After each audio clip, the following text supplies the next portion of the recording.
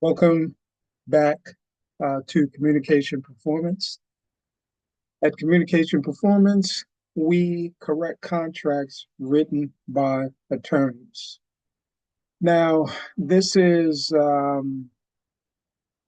would say the video that if you've been watching this college series, and the title of this series is College Students Fund Their Own Loans. And what we've been doing throughout this entire college video series is proving that the master promissory note or the promissory note or the student's investment funds their loan. And I think that we've did that successfully in each video of this series. And if we say anything here that anyone disagrees with, or if anyone um, thinks that anything that I say is incorrect, I welcome your proof of anything that is not correct, or you think it's wrong, or maybe you have a comment, or maybe you have a concern, or if you're interested in our service that we provide, you can contact me at contractpc7213@gmail.com. So that's contractpc7213@gmail.com. So what do we provide? What type of service we provide? Well, specifically, um,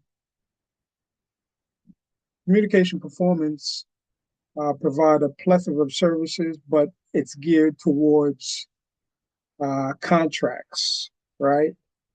Anything that's written on paper, that's our territory. And one of the things that we do is we take apart contracts written by attorneys, right? We take them apart and put them back together again.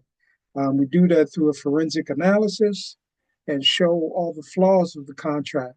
But specifically for this college series, what we do, we prove that the master promissory note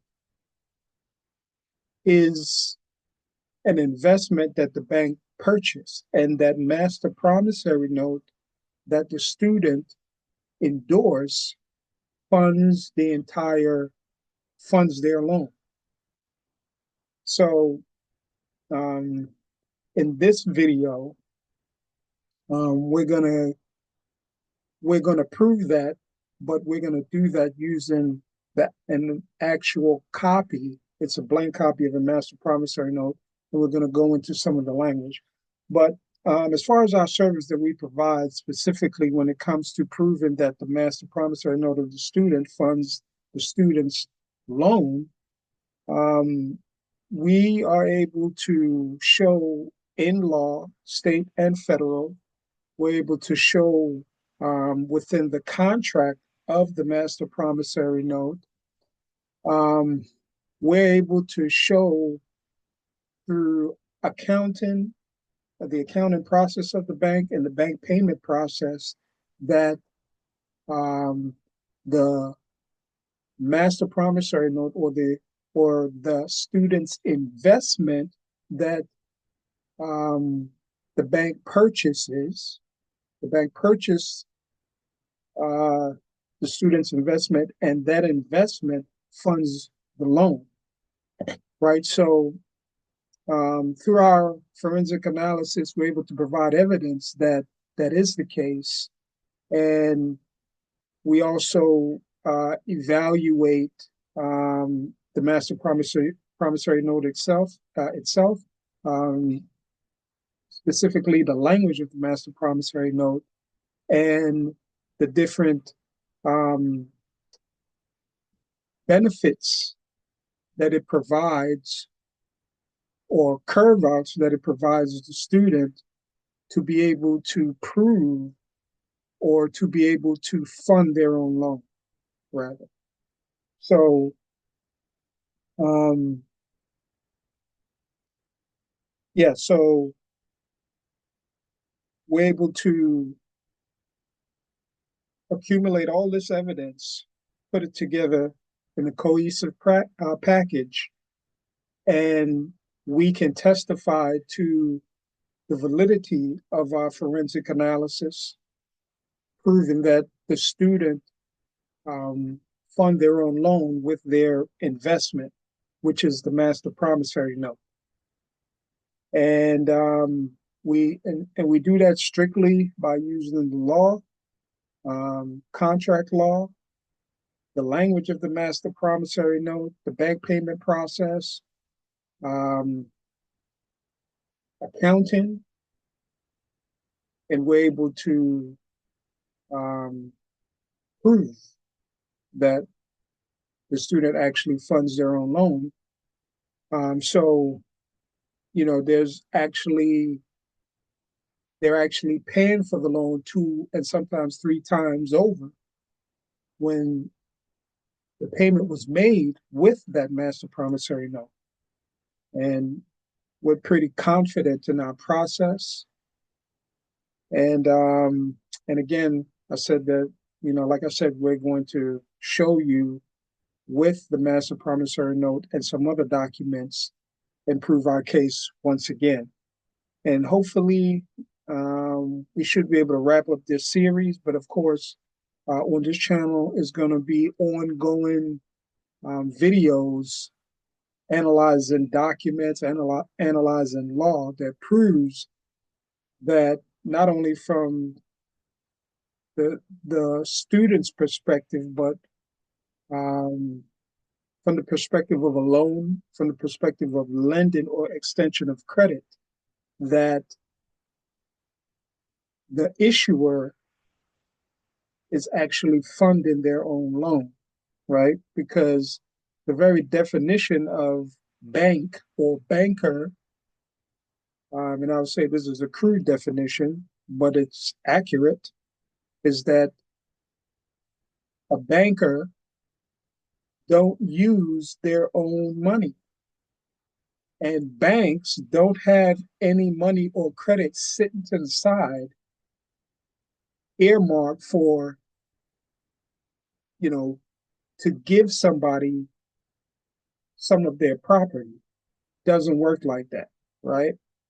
Specifically after 1933, and us doing away with the gold standard. The way that we think now is thinking that we're thinking as if we're still under the gold standard. And if banking is still done based on the gold standard, and as if the bank is actually giving us their property, they're not giving us their property. We are actually giving them something.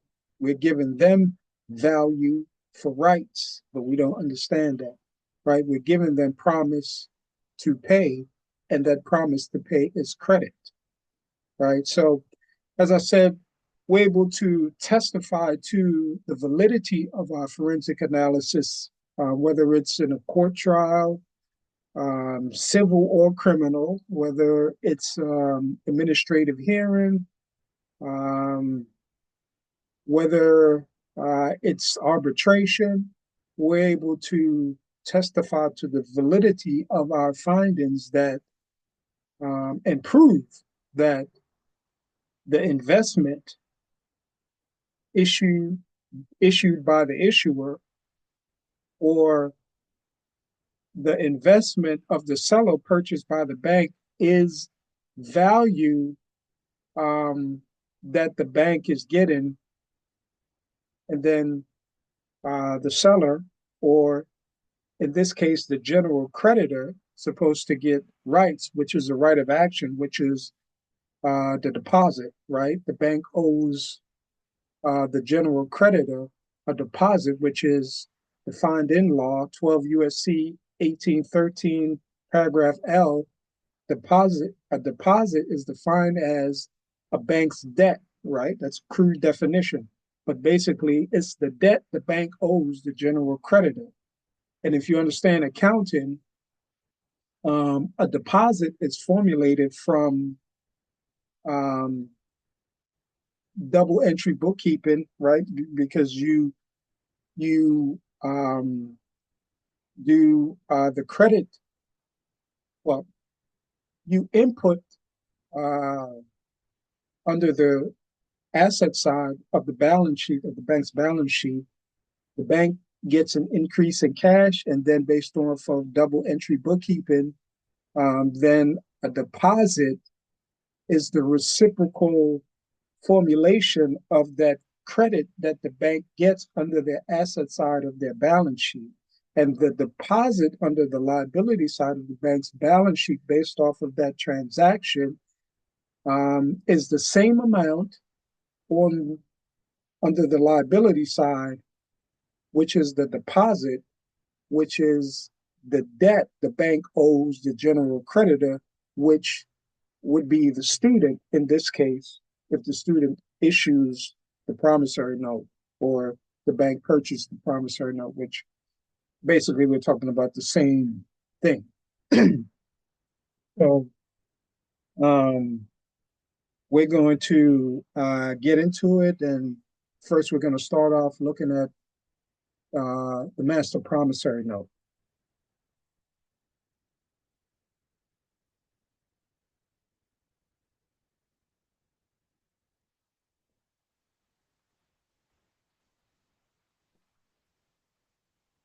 So hopefully everybody can see my screen. And this is a copy of the master promissory note, right? Master promissory note. And here it has master promissory note, MPN, right? And this is an actual um, application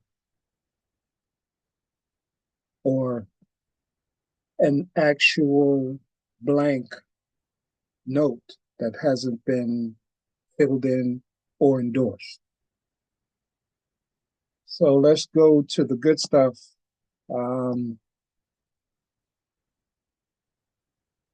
So the first thing I want to take a look at is number 12, right?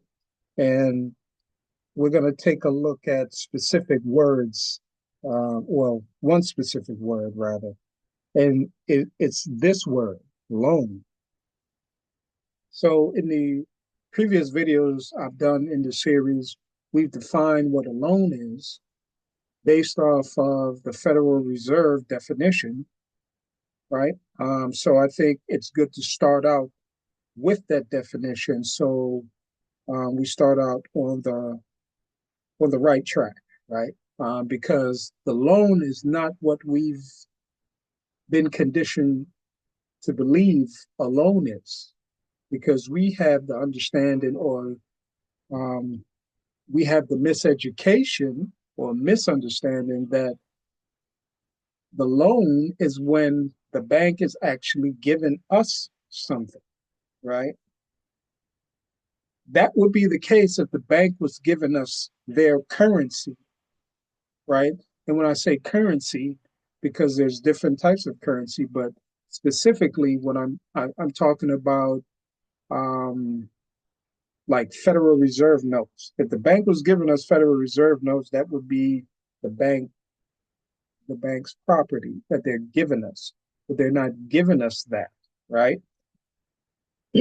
So let's define what a loan is. And we're going to go to, so this is, yeah, I don't know what happened there, but this is the Federal Reserve system. And document is called the Federal Reserve System, its purposes and functions, right?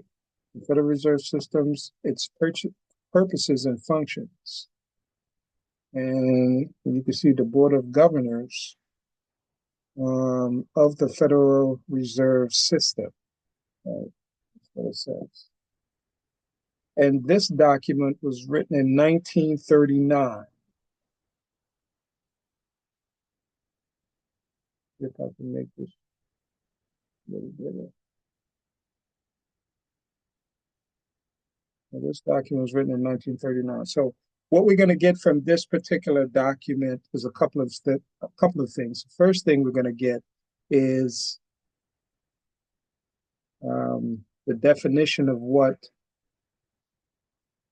a loan is.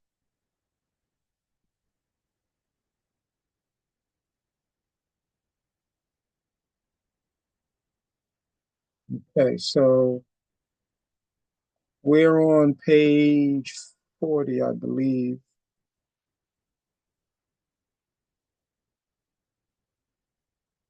Yep, so on page 40, we're going to take a look at what the definition of a loan is. And it says, as this and the preceding paragraph indicate, and we're going to take a look at the preceding paragraph specifically where it has the star, right, to indicate that this specific footnote is talking about that preceding paragraph that we're going to take a look at. It says, as this and the preceding paragraph indicate, a bank's purchase of investments, i.e., which means, for example, bonds, right? What is a bond? A bond is basically a more sophisticated promissory note, right? So it says bond, mortgages, etc., right? But you can also include a promissory note, drafts, bills of exchange, bankers' acceptances, right? In those list of examples of what an investment is, right? It says a bank's purchase of investments, i.e., bonds, mortgages, right? And let's say let's make it more specific to what we want to talk about, right? We say note, right? Mortgages. Let me not do that. We want to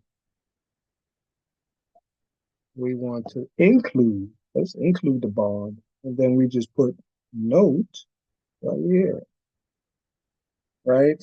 So we'll say a bank's purchase of investments, i.e., bonds, mortgages, a note, etc., which means that it's more that can be added to that list within that classification of investments, right? A bank's purchase of investments, i.e., bonds, mortgages, notes,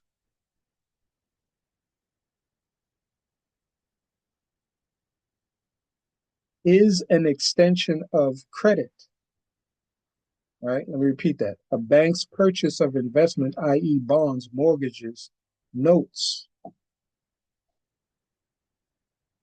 is an extension of credit just as a loan is. Just as a loan is. It is an extension of credit just as a loan is. So what that particular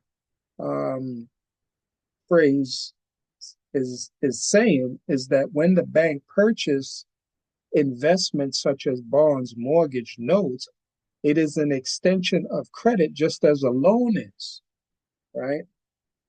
So a loan and an extension of credit is defined, or the true definition of what a loan is defined as the bank's purchase of investments, particularly a bond, a mortgage, a note, etc. Right? And the purchase of investments, i.e., bonds, mortgages, notes, is, etc., is an extension of credit just as a loan is. And bank investments increase bank deposits, right? So the bank purchase of investments increase bank deposit. What is that? So when the bank purchase a bond, a mortgage, a note, a draft, bills of exchange, etc., the asset side of the bank, and we could say the category of cash under the asset side of the bank's balance sheet increases, right? It goes up, right? Um, and just to give you an example, that's just the same as you go deposit. Well, I'm sorry, that's wrong terminology, and that's cognitive dissonance, right?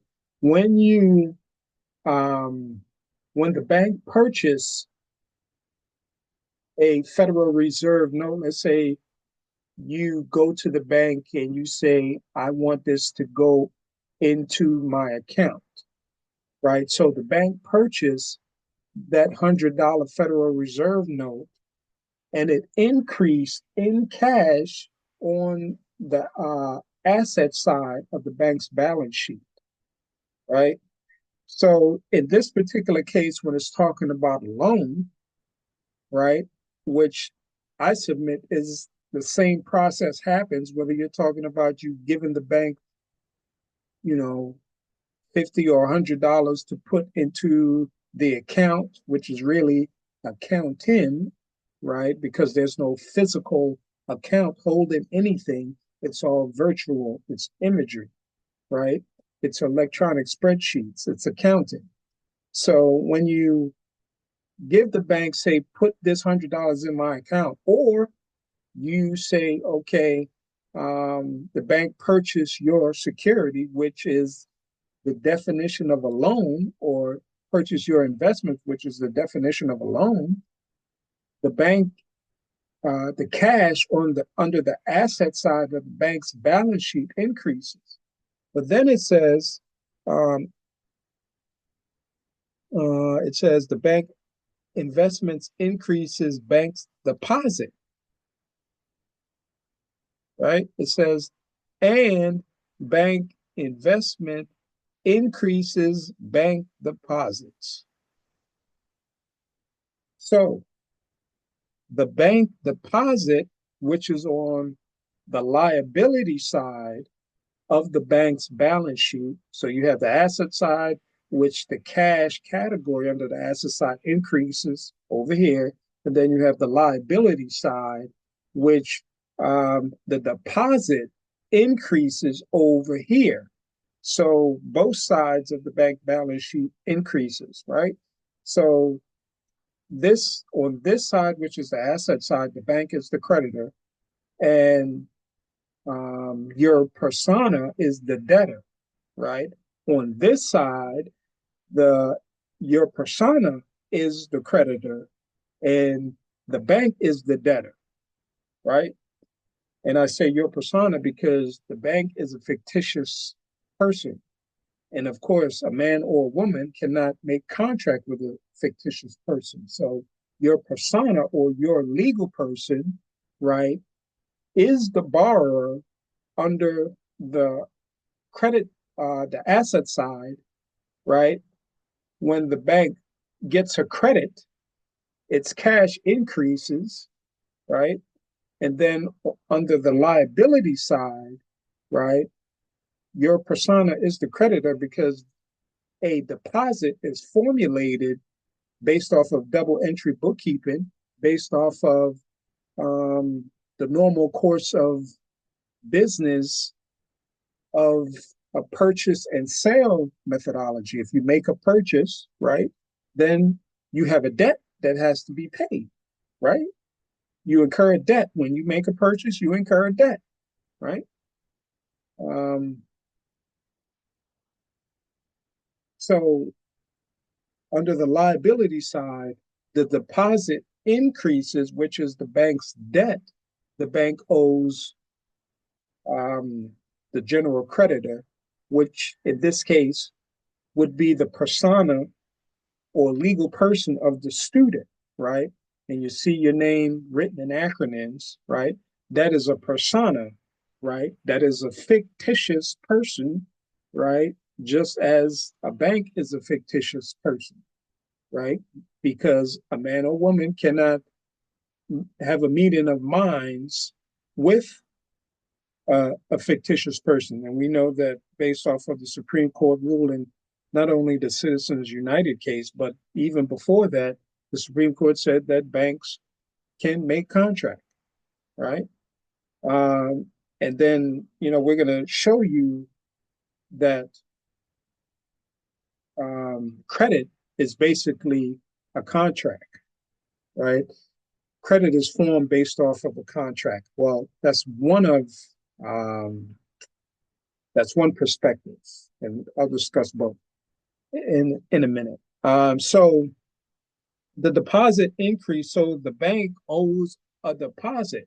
So when the bank purchase your investment, right, your bond, mortgage, your promissory note, or in this case, the master promissory note, the bank gets an increase in cash. No different than if you had deposit your, well, sorry, no different than if you had, say, put this in my account, right? You put it in your account, then a deposit is created, right? Or the deposit increase.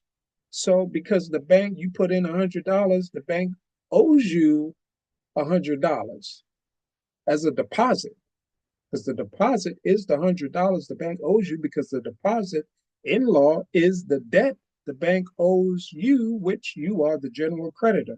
So it's the same process, whether you're talking about a loan, whether you're saying an extension of credit, whether you're talking about lending. The bank purchase the investment, they get an increase in cash. They don't, none of their property decreases and given to you, right? What's given to you, the creditor, or given to your persona, is what the debt the bank owes you. So the bank is not giving you anything. They owe you a debt, which is a right of action, right? Which is property. And what is property? It is, in this specific instance, when we're talking about deposit, the property is your right of control or ownership of that deposit, right? It is not the deposit itself, it is the right, the control, and ownership of the deposit. You have a right of action. So you have a claim against the bank for them to pay you that deposit, which is the bank's debt they owe you, or rather your persona, which is the general creditor, right? Um, so since I've explained that, let's go back through this note again, which is defining what a loan, extension of credit, and what lending is, right? And all three of those terms are interchangeable, right? So let's go ahead and read this out again. A bank's purchase of investment, i.e., bonds, mortgages, and we put in notes because it's in the same class, which is a promissory note, draft, etc., right? Is an extension of credit. The bank's purchase of investment is an extension of credit, just as a loan is. And that investment is a bond, mortgage, note, promissory note, draft, bill of exchange, banker's acceptance, etc. And it says, and because the bank purchased your, in this case, the student's master promissory note, the bank investments increase bank deposits, and bank investments increase bank's deposits. So when the bank purchased the investment, that investment also increased. Um, it's a reciprocal chain reaction. Double entry bookkeeping. Increase in cash under the asset side, increase in deposit under the liability side. And the deposit is the debt the bank owes because the bank made a purchase on credit, right? Right?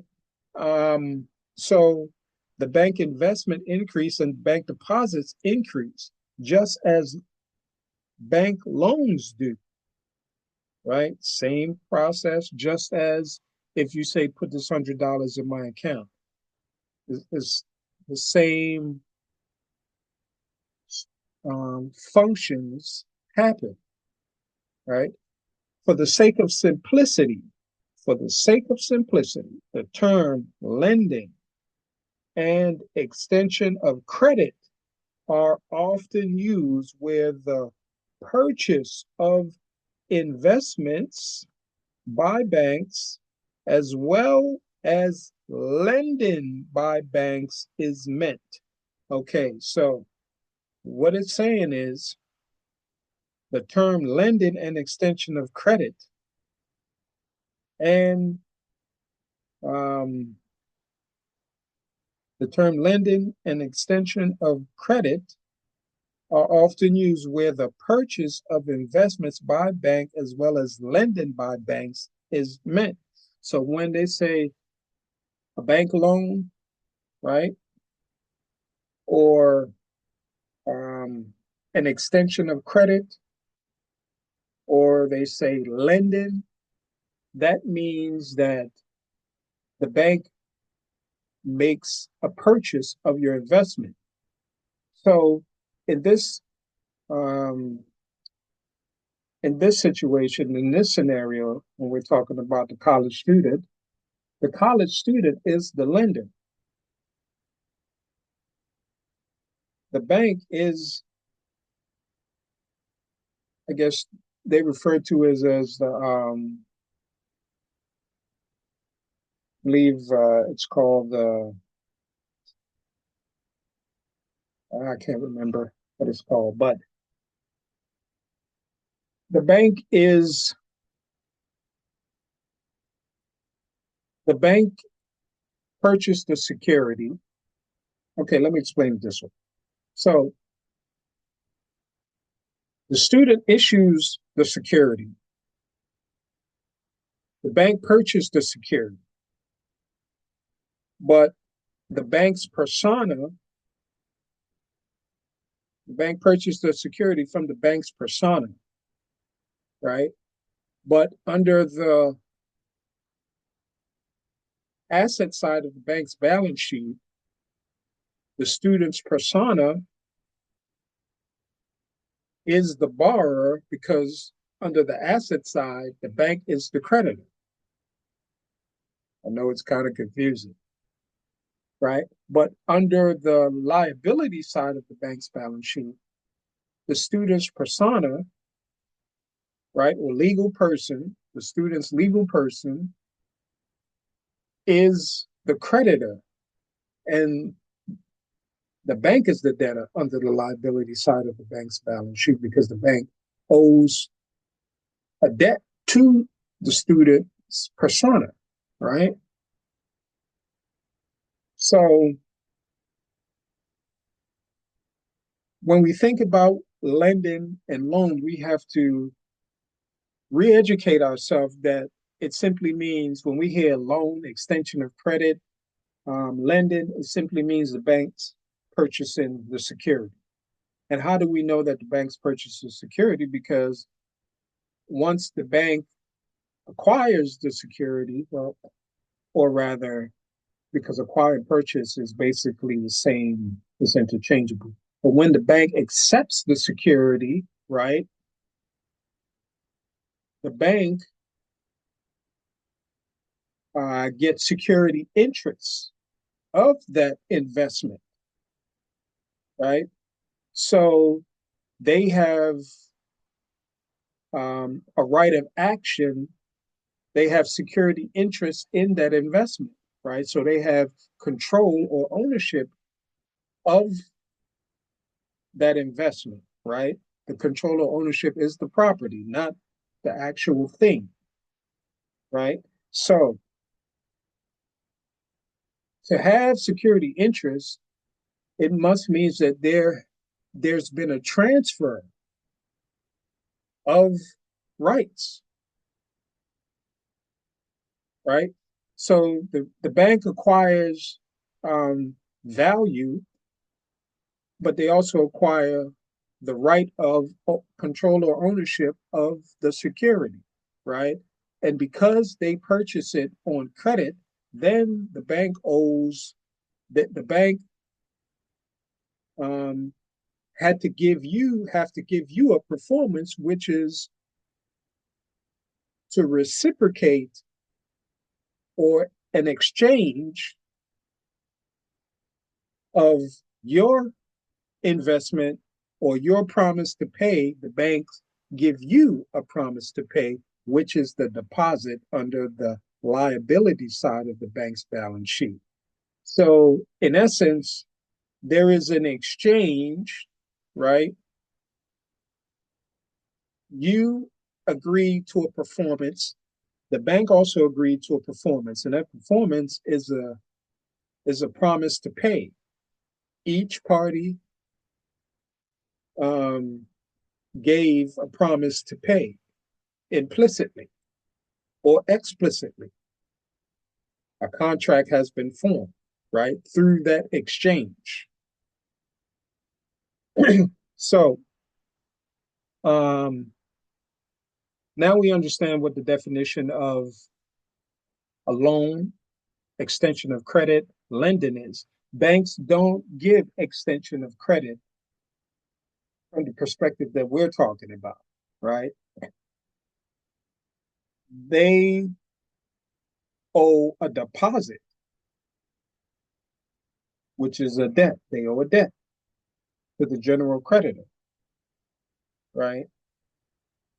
So every time you see a deposit, when they say the bank makes a deposit or a deposit is made, that means that the bank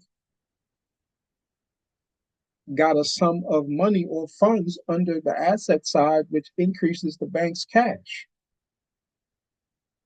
right? So let's take a look at what this is talking about as far as the preceding paragraph that explains the bank's purchase of investments, right? Or in this case, the bank's purchase of the college student's master promissory note. So let's go ahead and look for where that star is, and that star is right here, right? So let's read this, right? Suppose that the bank purchase Suppose that the bank purchases a $1,000 government bond. Okay, let's replace this with a $1,000 promissory note. Let's make this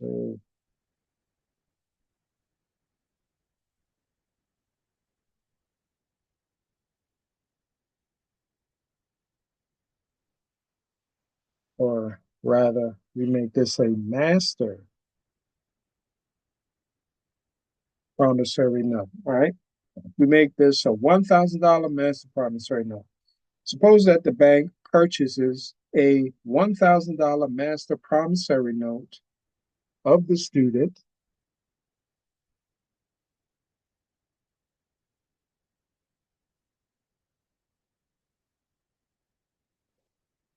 from one of his customers, right? And the customer would be the student, right?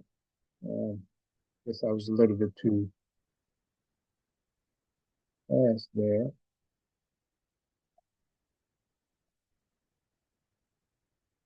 So, and so the customer is going to be the student,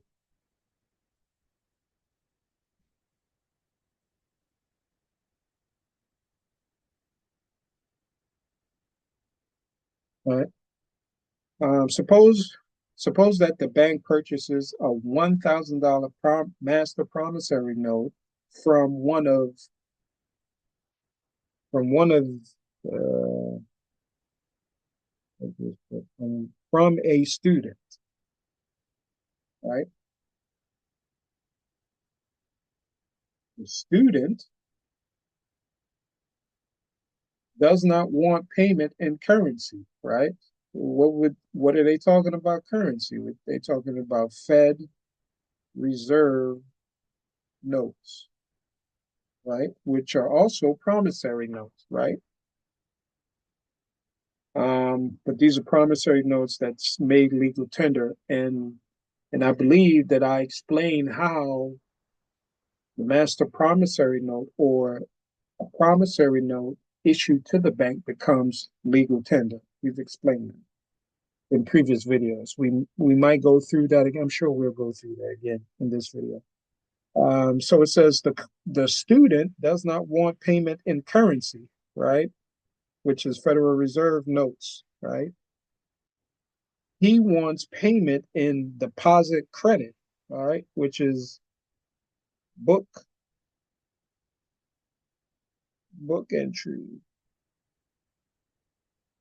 securities, right? Or we could say let's keep it simple. We could say um, bank credit,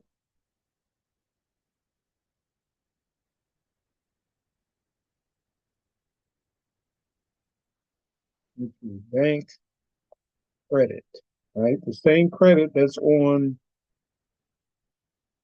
your credit card, which is made up of the same thing that you use when you use your bank card, right? It's simply accounting. It's promises to pay or promise to pay, right? Because it's just an accounting record of transactions, right? It isn't, it represents credit because it's just accounting record of transactions. The student actually is the one in this, out of the parties between the bank and the government, the student is the one that can actually create credit because the student has impetus, it has force, right? Um, it has energy, it has uh, labor, the capacity to um, produce labor, right? Or engage its their labor, right? To create. It has an intellectual capacity to create. So the student has um, innate value, right? And if you look at it from the perspective that men and women have been creating credit since time memorial, without even before an economic system was invented, right? Because they needed to exchange things for survival, right? So they would exchange things on credit, creating promises to pay. And from my perspective, and if you read the book, I think it's called The First 5,000 Years of Debt. Um, I think his name is Gabriel, and I can't remember his last name, but um, you could just research the first 5,000 years of debt. And if you read that book, um, and that's one of the book that I, came to that conclusion, to my conclusion that all money throughout history has always been the credit of that man or woman because even gold or silver or Federal Reserve notes or your credit card has no intrinsic value. Tobacco was used as money, and that has no intrinsic value, right? Other things have been used as money throughout the history of man, which has no intrinsic value. They're useful for that period of time. And once we decide, well, we're not going to include that in our contract of credit exchange, right? Because, and I'm going to explain how credit is created, right? Once we say, okay, we're not going to include that, we're going to use something else, it no longer had any intrinsic value. It was worthless. It wasn't valuable anymore. But we were still valuable. And as we've always been, right? Because we have intrinsic value.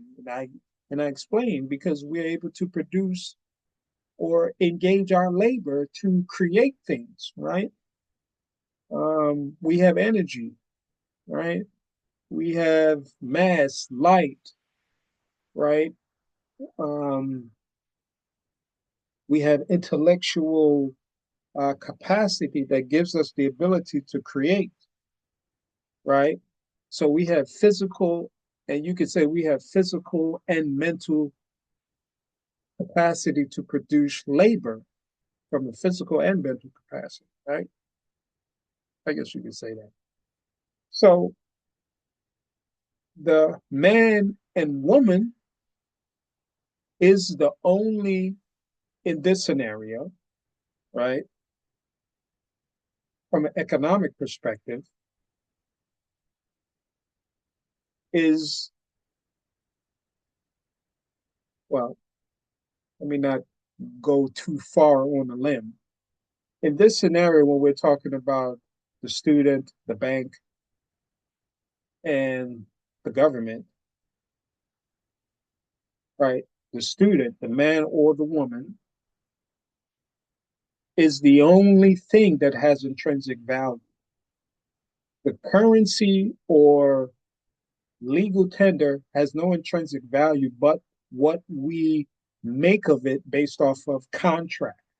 And those things can lose their value once we decide that, yeah, we're not going to include that in our contractual exchange anymore, right? So, um, yeah, just wanted to point that out. So let's go ahead and finish this. Don't want to take too long on this. So, um, suppose that the bank purchases a $1,000 master promissory note from a student. The student does not want payment in Federal Reserve notes, which is currency. He wants payment in deposit credit, which is bank credit, right? Accordingly, the bank acquires a $1,000 bond, right, which increases the bank's cash under the uh, asset side of the bank's balance sheet, and its deposits increases by $1,000. Right? What is that? That is double entry bookkeeping. That is GAAP, right? That and it, which we would also include um, a matching principle, right? Recording it when it happens, recording the transaction when it happens. So here is an example of what happens when the bank purchase the student master promissory note, right? And the bank can be the Treasury or whatever government agency is loaning the money, right? Um, the school is not the bank because I don't believe the school is given the loan. I think the school is basically an intermediary, right? Um, that gets the money and then distribute it to the student.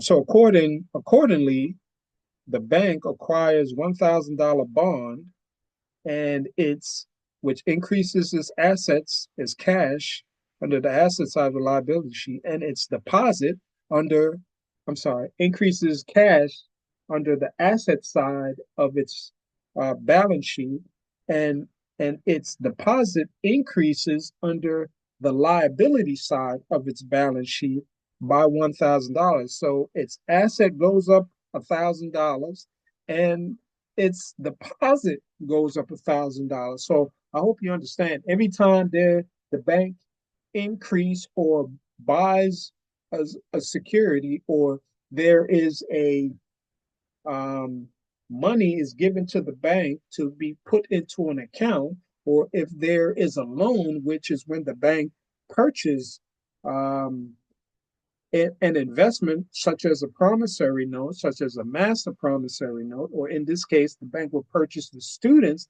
master promissory note, or if there's lending, the bank purchases the student's master promissory note, or if there is an extension of credit, which the student extends credit through their persona to the bank,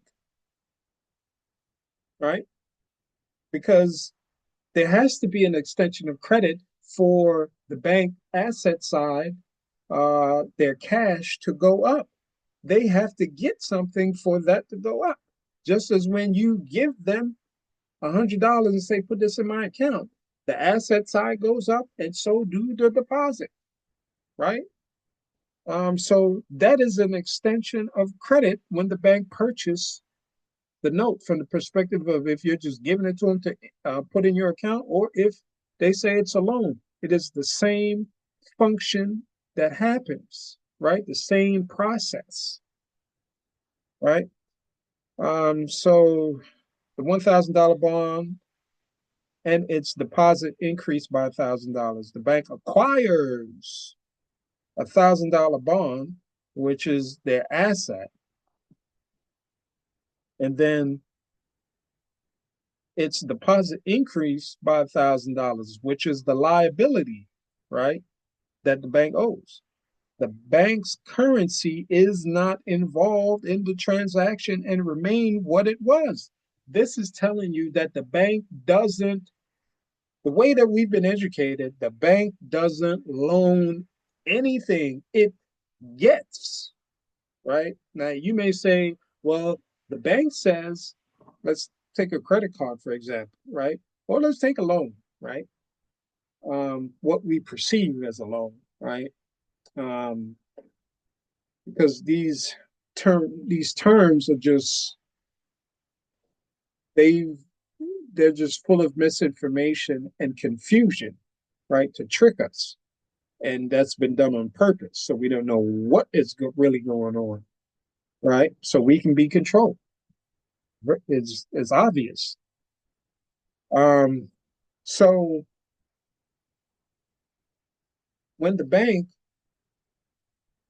um, purchased the note, it gets the a security interest, its asset goes up, and then it has to increase its liability, which is the payment that it owes the general creditor. So when a credit card company or the bank says that, well, we gave you, let's take this example. He said, we gave you $1,000. Well, that's um, that's false information, right? That is a false statement, which is against the law because you did not give me $1,000. You owe me a debt. The bank is trying to make it seem like they gave you $1,000 of their own property. No, what you got was the debt that they owe you. But because we've been miseducated to think that what they give us is their they've transferred property to us. No, they haven't transferred property to us because that deposit is our property. And what is the definition of property? The legal definition is is the right of control or ownership of the thing, right? Which in this case would be the deposit, right? So, yeah, it would be a false statement if the bank says that no. What they're going to say is, we loan you $1,000. And then you have to clarify that because what you get is from the liability side of the balance sheet, which is the deposit. right? The deposit is a reciprocal formulation of them getting an increase of credit, right? Which is the credit, they get a credit, it automatically creates a debit, right? That's accounting. So the bank doesn't create credit. We're talking about accounting. We're talking about, um, you know, the general methodology of the bank purchase and sale. You purchase something, you're a debt. You purchase a security, you're a deposit.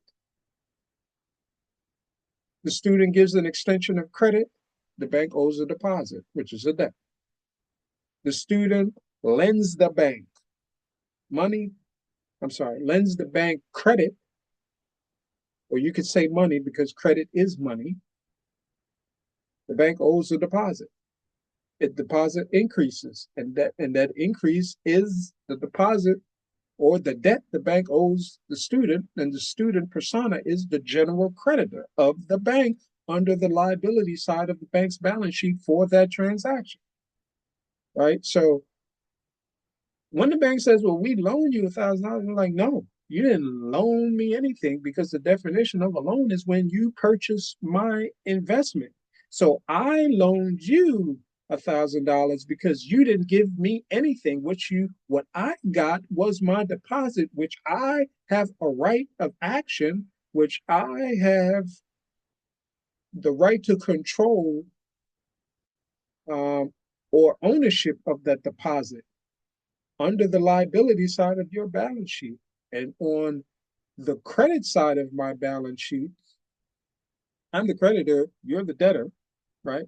And you owe me $1,000 because I paid out $1,000 to you, and you got to pay me back. And that is you performing your promise to pay to me, right? Because I gave you a promise to pay. Now you have to reciprocate and give me a promise to pay, because I increase your cash. I funded the loan on both sides. I provided value and consideration on both sides of the balance sheet. And that's proven in um, in the accounting on the balance sheet and cash flow statements, right, of the bank. Now, the the way that you endorse that master promissory note is very important, right? But in the end, the bank is still getting an increase in cash, and you can prove that the deposit that's created, the money that they gave you, came from your extension of credit to the bank. Because before a deposit can be created, there must be an extension of credit that goes into the asset side of the bank's balance sheet, because the bank cannot lend credit. It has no credit money sitting aside to lend anybody. It's not a bank or a banker. It's not a money lender. And a money lender has money sitting to the side, money or credit sitting to the side, earmark and say, okay, this is for when somebody wants some money. We're gonna give them, I got $10,000 sitting here, earmark for when somebody needs me to give them some money, right? And I'm purposely not saying the term loan, because a loan is when the bank purchase an investment. And so we have to recalibrate our terminology, right? So I'm saying that I got a $10,000 here when somebody needs me to uh, give them some money, and then they're going to repay me back. So somebody comes to me and say, "Hey, I need $1,000." So I take $1,000 from my money supply of $10,000, and then I give the person that's asking me for a favor. They are the borrower. I give them my property, or rather, I transfer my property to them, right? Ownership or control of that $1,000. I transfer it to them, and then they have to pay it back.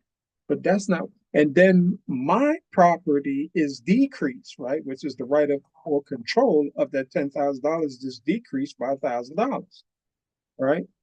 And so um, that's not what happened through the process of a loan, through the process of an extension of credit, or through the process of lending. You are the lender, you do the lending, you loan the bank money or credit, right? And money and credit, as I've stated, is the same thing, right? Because if even like gold bars or gold coins, they are just token that's used to represent your credit, right? A credit card is just a token used to represent the credit, and the credit is just a promise to pay, right? So, um, yeah, the bank gets, it doesn't give out. And that's the definition of what a bank and a banker is. If they was given, they would be an investor, but they're purchasing investments. But they're not investors give, right? So I hope that's clear. In this example, I'm sorry, this particular paragraph right here proves that, right? So we've defined what a loan is, and I've given you an example based off of page 40 of the Federal Reserve System, its purposes and functions document that was written in 1939. So let's do one more thing before we get back to the master promissory note. And go to page 4.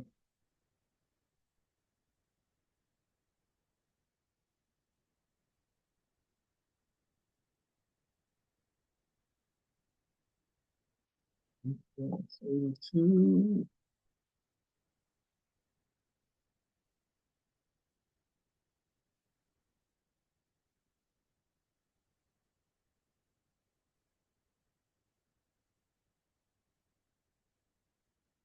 Okay, so um, so how is credit created?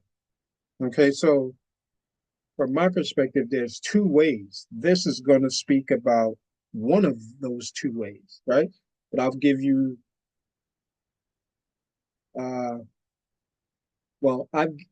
you the primary way credit is created. As I've stated before, a man or woman has an innate, autonomous right to create credit. Like that is a part of a man or woman's right or ability to create credit is a part of their, I think it's a part of their survival instinct, right? Because you have to be able to make exchanges to success or whatever material or whatever food or whatever you need to be able to sustain your life, you have to have that ability to exchange promises to pay for you to get those things so you can survive. And we've always done that since time memorial, right? Even animals do it, right? But we've just been able to quantify it, right? And of course, I know that we are animal, but of course, we got to make a distinction. So we have an innate, we have an autonomous right capability to create credit. Like out of the three parties that's involved in a student loan, the student, the school, and the bank or the Treasury or the United States, the only person that could create credit is the student. And the other two parties are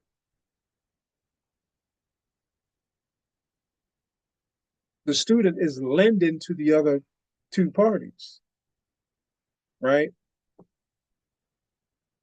And what is being created there? Circulate the notes of the student is circulating from those three, from the student to the school, to from the school to the bank or the Treasury of the United States, right? Back to the student, right? We are created circulating notes. And we'll get more into that, right? So this is how credit is created. Now, on page 84 or 83, it talks about how the Federal Reserve creates credit, right, with its member bank, right? Let me read this real quick, and I think this will help you understand how credit is created from the other perspective, from the perspective of the banking, um, right, from the banks, from the perspective of engaging in banking business, right? And I've given you perspective as far as men and women have an innate and autonomous right to create credit, right? So this is the second way that credit is created, right? Based off of the banking system. An increase in reserve requirements does not increase the power of the Federal Reserve Bank to lend or to hold securities. The lending and investing power of the Federal Reserve banks is is is not derived from member bank reserve deposits, and larger required reserve balances do not increase that power. The lending power of the Federal Reserve Bank is a statutory power whereby the Federal Reserve Bank may acquire promissory notes. Acquire, right, is interchangeable with purchase,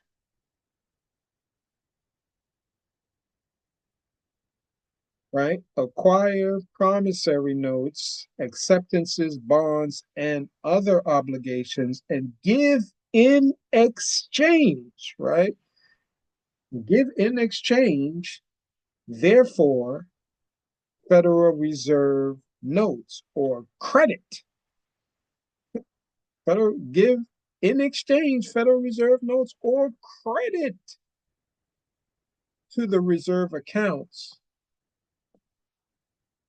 of member banks, having such power their ability to lend and to purchase securities, right?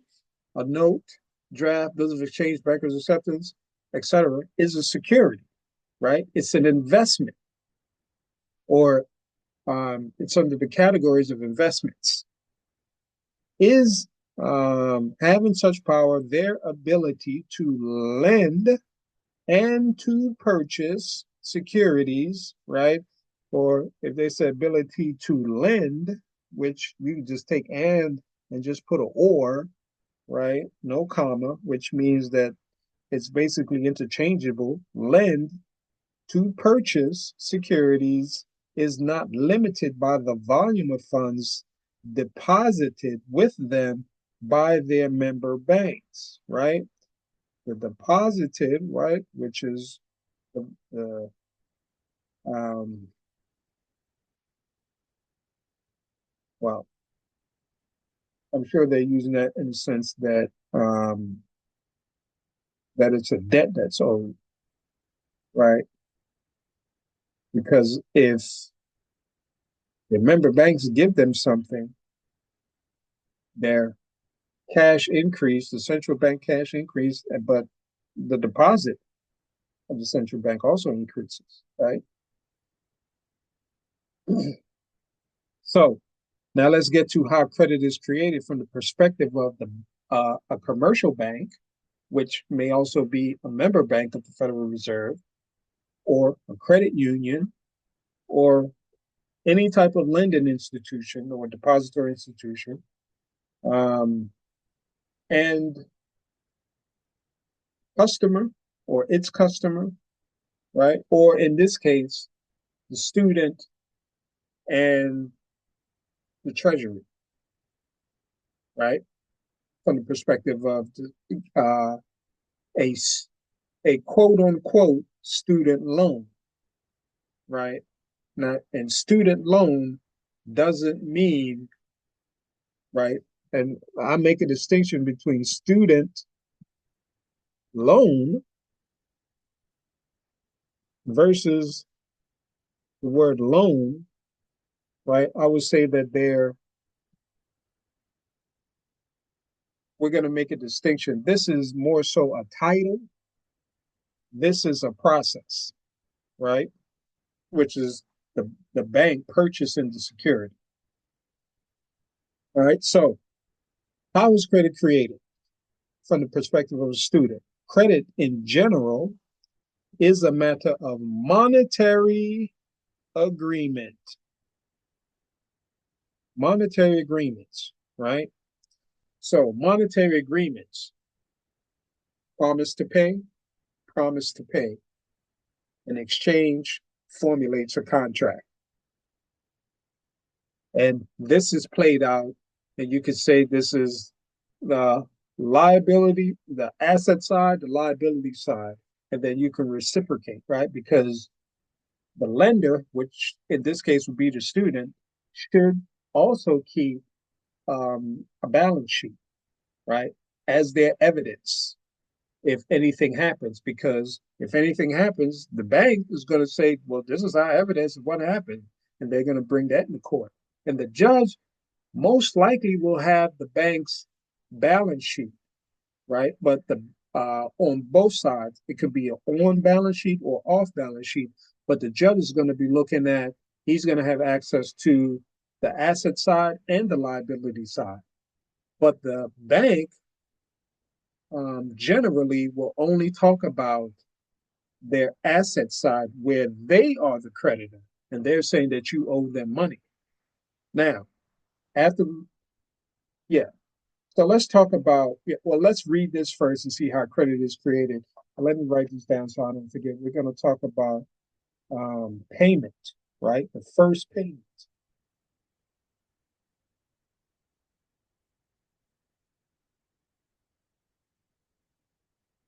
Okay, so um, it says credit in general is a matter of monetary agreements, the essence of it being an acceptable promise to pay, right? I think I said that, right? But what is a promise to pay? A promise to pay is credit. Bank credit is a special form of credit, is it? Peculiar in that it involves a promise on assumption of liability by a bank. Well, it's nothing special about that, right? Because if you purchase something or somebody gives you something on credit, that means you owe a debt. You got to pay them back, right? Um, Bank credit is special. You put an asterisk there talking about special. Bank credit is a special form of credit, peculiar in that it involves a promise or an assumption of liability by a bank, given in exchange for a promise made to the bank, right? The promise made to the bank is the payment, the promise to pay, right? Which is the first payment that the student makes, which should be the only payment, right? So the promise to pay is when the student makes that payment, right? That first payment is when the bank accepts um, the master promissory note, right? The student's investment, which is the master promissory note. That's the student has performed their promise to pay.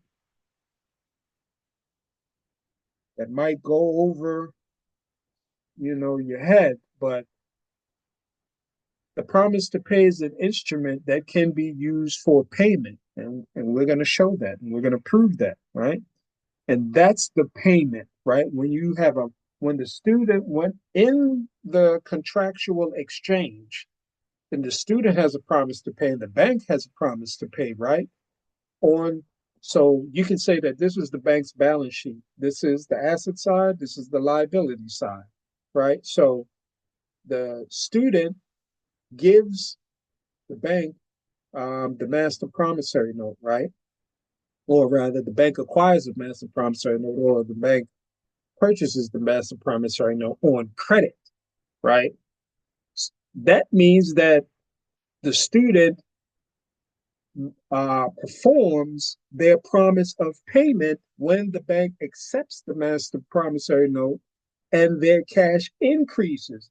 Isn't that a payment when it's credited to the bank, right? That's a payment because the bank cash increased, right? And a note, promissory note, is under the same classification as cash as a Federal Reserve note. Both are promissory notes, right? And I've proven that we know that the Federal Reserve note is legal tender, but I've proven that the master promissory note, when um, uh, when it's let me use the right terminology. When it's accepted by the bank as a security, a deposit is created, right? It is also legal tender because it becomes a circulating note.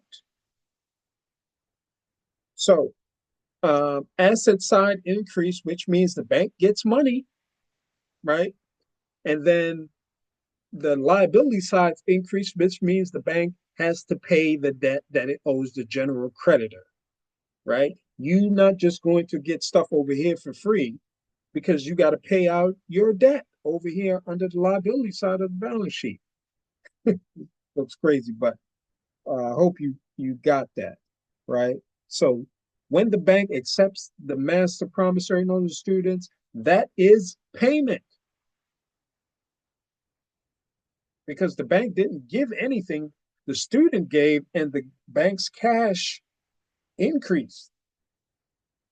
And what the student gets is a deposit, which is the debt the bank owes. And that's what the student um, can use to pay their bill, right? Or pay uh, the liability, right? Is that deposit is the payment, right? So the bank gets their payment, and then the bank owes the student a payment, which the student can use to fund the loan.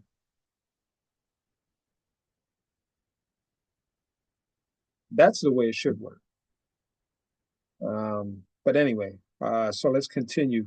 Bank credit is a special form of credit peculiar in that it involves a promise or assumption of liability by a bank given in exchange for a promise made to the bank, right? So the bank gives a promise to pay in exchange for a promise to pay to the bank.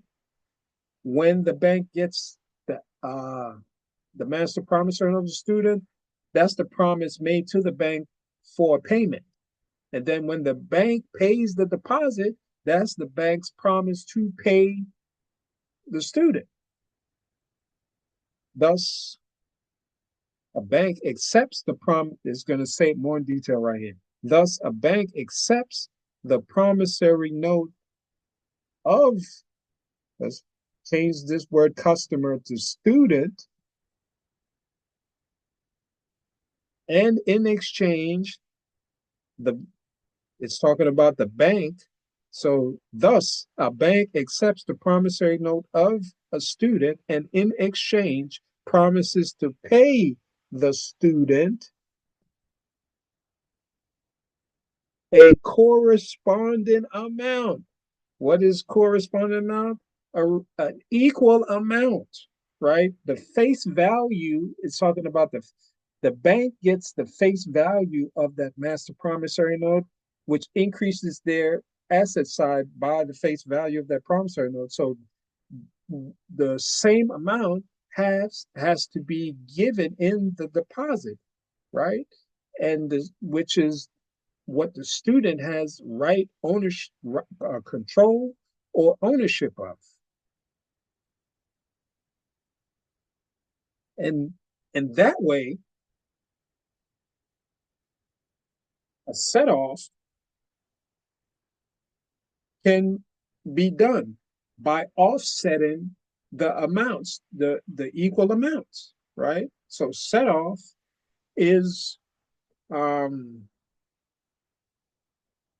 process of when if you owe me something the same amount, then you could say, okay, let's squash it because both of us owe the same amount. So let's just call it even, right? That's a set off, right? It's a crude definition. Offsetting is the performance of doing that, right? That's the action of squashing the debt, right? Um, Thus, bank accepts the promissory note of the student and exchange promises to pay the student a corresponding amount, which pending his order, right, the student, right, is carried on its books, the bank's books, as a deposit, which is the debt the bank owes the student in his favor, right, the student's favor.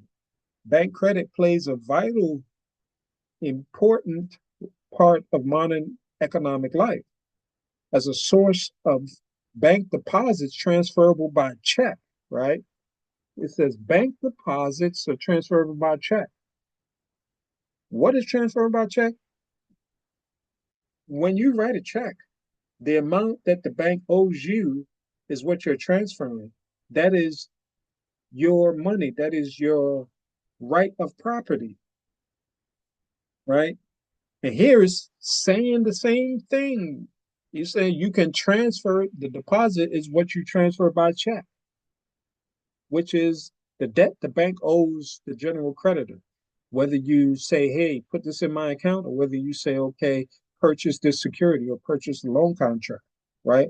Or you give an extension of credit, or you give a loan, or um, you lend the bank money, right? You are the lender. The bank is not the lender because they have no money or credit that they're giving you that you have to repay. You've given them something that they got to repay. You've given them a promise to pay and that they got to reciprocate because you funded both sides of the balance sheet, right? And what is credit from the banking system is nothing but book entries, right?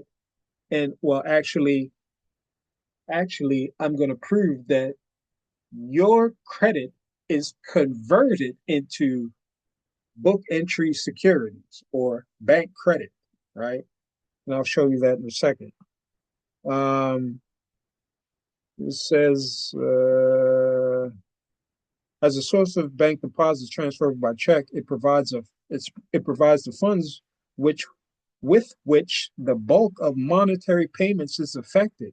This is how this is how this is the bulk of the money supply. And who creates it? The person or the student or in general the man or woman that issues the note, that issues the investment.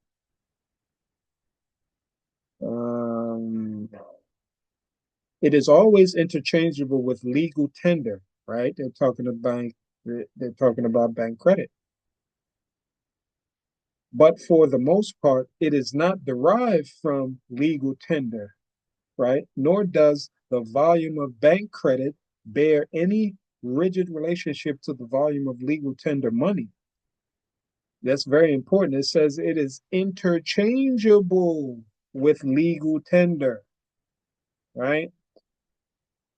So we're going to show you that, well, we've already proved that once the bank accepts it as security, it uh, the deposit is interchangeable and becomes bank credit. So the note becomes converted into bank credit.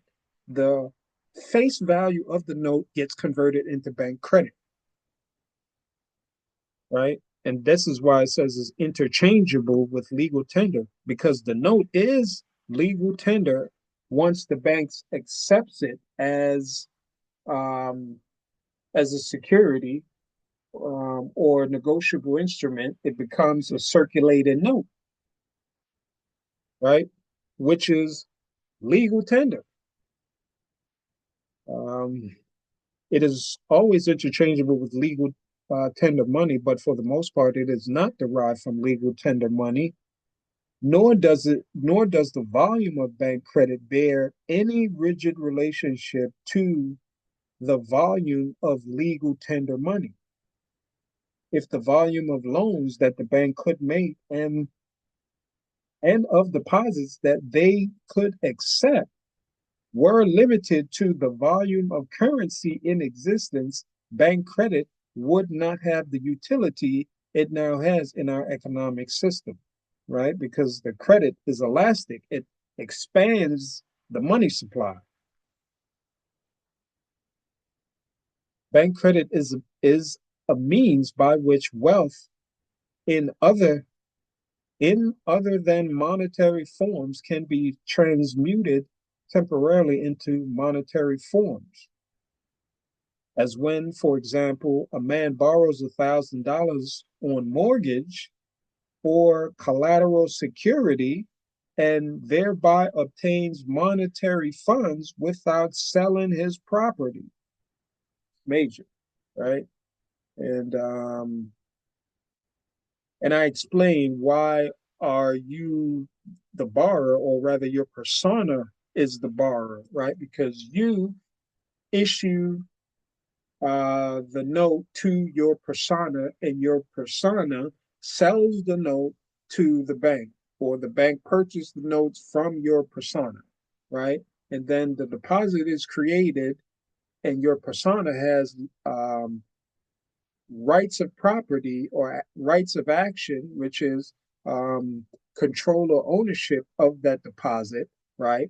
Which, as you are the representative of your persona, you're able to animate that persona to sign your name and, make contracts, right? Because the fiction cannot sign their name. Although the Supreme Court said that they can make contracts, the man has to do it, and you are the representative of your persona. You are not the persona, you are the representative that's animating your persona to um, get these things done, right? To create these uh, contractual obligations between these legal personalities.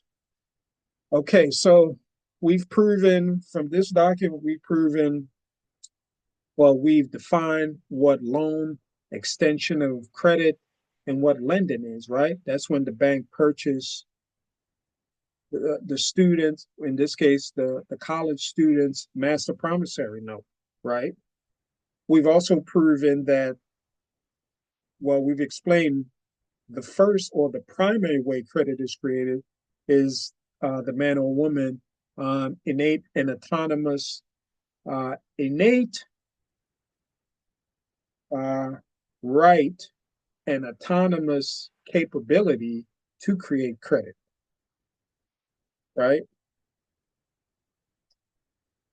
So, and then the second way to create credit, we've just explained from a banking institution perspective, right? We just explained that um, there is an exchange of promises to pay, right? Which creates the exchange creates um, the contractual obligations, right, on both sides, the student and the bank, right, or the treasury, right, or whoever's loaning the um, whoever's loaning the money to the student, right?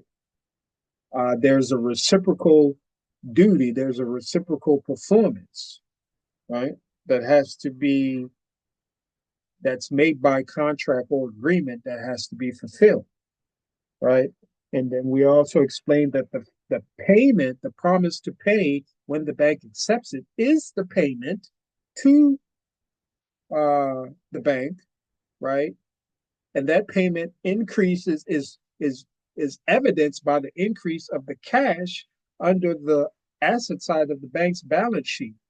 Because if you don't have an initial extension of credit from the student, then there cannot a deposit cannot be created, right? Which is the debt the bank owes the student, right? So if you don't have an initial extension of credit, the bank cannot um, take security interest in the promissory note. And the bank, and if they don't have security interest in the promissory note, then they can't increase their cash, right? These things, like they work together. So we've been fooled based off of erroneous definitions and terminology, right? Because the process, when you explain the process, it is clear as day that this cannot happen unless this happens. And if the bank is saying that, well, we loan you money, no, the definition of what a loan is, according to the Federal Reserve, is when the bank purchased the the investment, which in this case is the student's master promissory note. And that is reflected not only in the accounting records, but also the process that the bank go through, right, to acquire security interests in the document. I'm sorry, in the master promissory note. Because if the bank gets the master promissory note, they've accepted it and they're liable for the reciprocal deposit that's created. Well, let me not use that word, that's formulated based off of GAAP, based off of, um, the normal methodology of purchase and sale, right? You purchase something and you got to pay a debt. You don't get it for free, right? You purchase it on credit, you got to pay a debt, right? And that debt that the bank has to pay is their promise to pay, which is the credit created under the liability side as the deposit, which is the debt the bank owes the general creditor, which is the student in this case, right? So to let's go back to the master promissory note, and we spend a lot of time. We spent a lot of time explaining this. So um, let's get to the good stuff.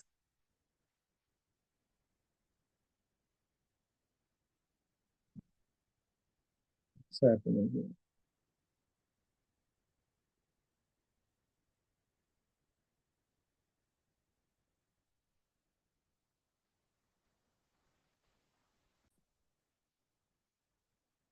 All right, um,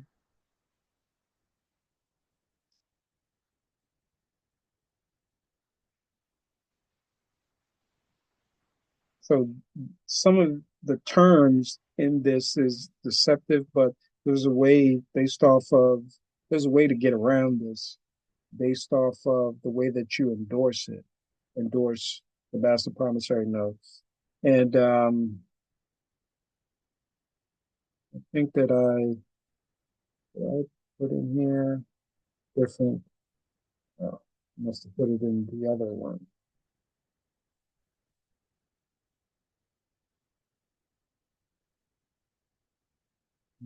We went over that.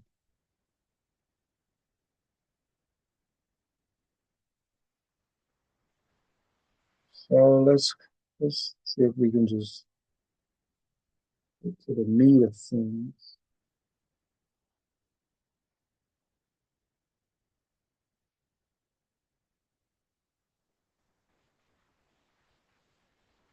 Okay, so one of the things I wanted to show you, and this is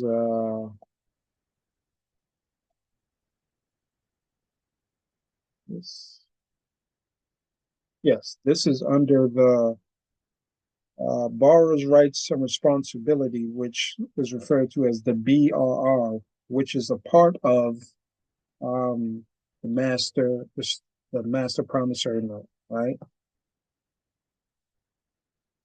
And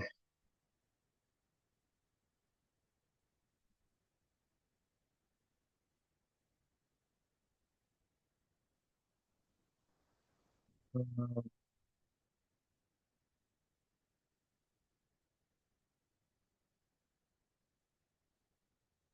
so this right here is the most important part of the master promissory note, right? And I say that because it gives the student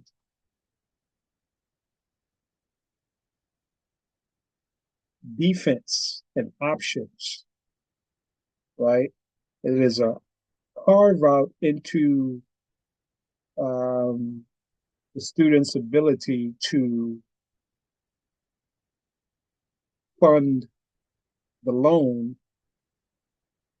Well, one of the students carve out as far as the ability to fund uh, the student loan, right? Which we say that the student loan is just a label or a title. It doesn't mean loan as in how the Federal Reserve define what a loan is, which is when the bank purchase an investment, right? Just want to make that distinction. Um, because the terminology is all jacked up, and it's confusing. So I hope you understand I'm trying to make a distinction, but I have to give you some type of uh, terminology so you can relate to what I'm saying. So um, this particular section right here, right, um, is very important because it creates a path for the student to use the state law, which is well, specifically the Uniform Commercial Code of the student's state where they live, right, to use the benefits under the commercial law, which is another name for the technical name of the state law, right? Which is the technical name is the Uniform Commercial Code of the state, right? So in my state, it would be State of Maryland Uniform Commercial Code, right? Has nothing to do with the Uniform Commercial Code that's not state law, that's not law at all, passed by any legislature that's found on Cornell University law website, right? Doesn't have anything to do with that. Although it's it's derived from it, right? As far as the structure, you know, um, and far as the codification, like the setup, but your state actually passed their own uniform commercial code, right? And they may also, which is the nickname, which is um, the commercial, uh, the commercial law, right? Which the technical name is the Uniform Commercial Code of whatever state you live. So this uh, paragraph right here is one of the most important, if well, I would say is the most important, right? Because you have a lot of benefits and advantages in your state uniform commercial code or commercial law that proves that you can use your master promissory note as payment. And I think that the way you endorse it is very important, but in the end, you're still making a payment. How even if you give it a blank endorsement, right? You're still making a payment. But there's a special way for you. There's an advantageous way for you to endorse note where you can actually utilize your ability to use the master promissory note as a payment to fund the loan, right?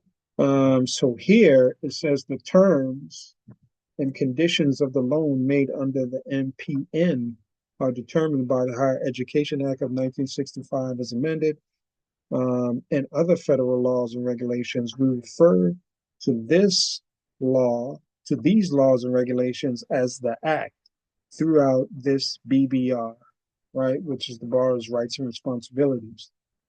Under applicable state law, unless federal law preempts a state law, you may have certain borrower's rights, remedies, and defenses in addition to those stated in the MPN and BBR, right? So the most important thing is where it says under applicable state law, unless federal law preempts a state law, you may have certain borrowers' rights, remedies, and defenses, right? Remedies, rights, and defenses, right? Those three words are important because they give us the ability to use, well, it gives the student the ability to use the master promissory note as payment, right? And I think that's the only other thing that I wanted to show you as far as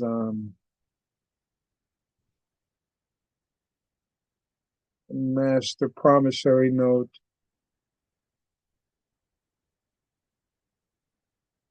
And of course, I think that you need to understand different types of endorsement, right? So you can make the proper endorsement on the note. Yeah. So now we can jump into the state law to look at the types of defenses, right? And let me just let me before I end this video, let me give some because I think that this has been going too long, and um, I'm going to show you a couple of state law or state of Maryland law that actually proves that you can use the promissory note as payment. And federal law, uh, as far as Public Law 73-1 and 73-10,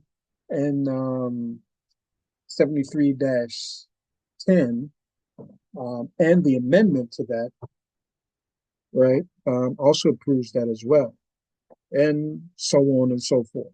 It's endless.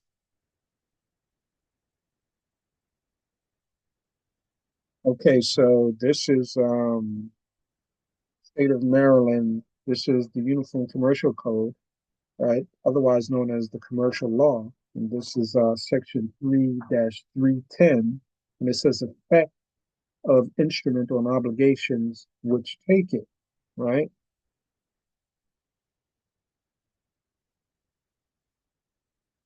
Now, okay, let's Now let's look ahead these months. I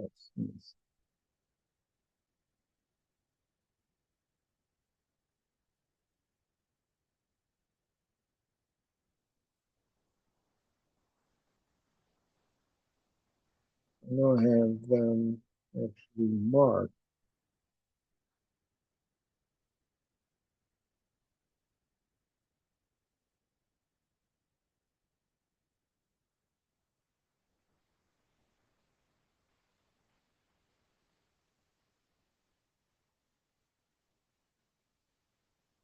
Okay.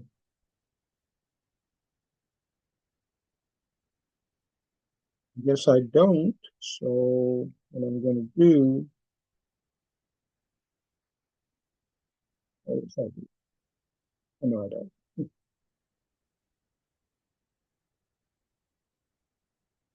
Let's see something.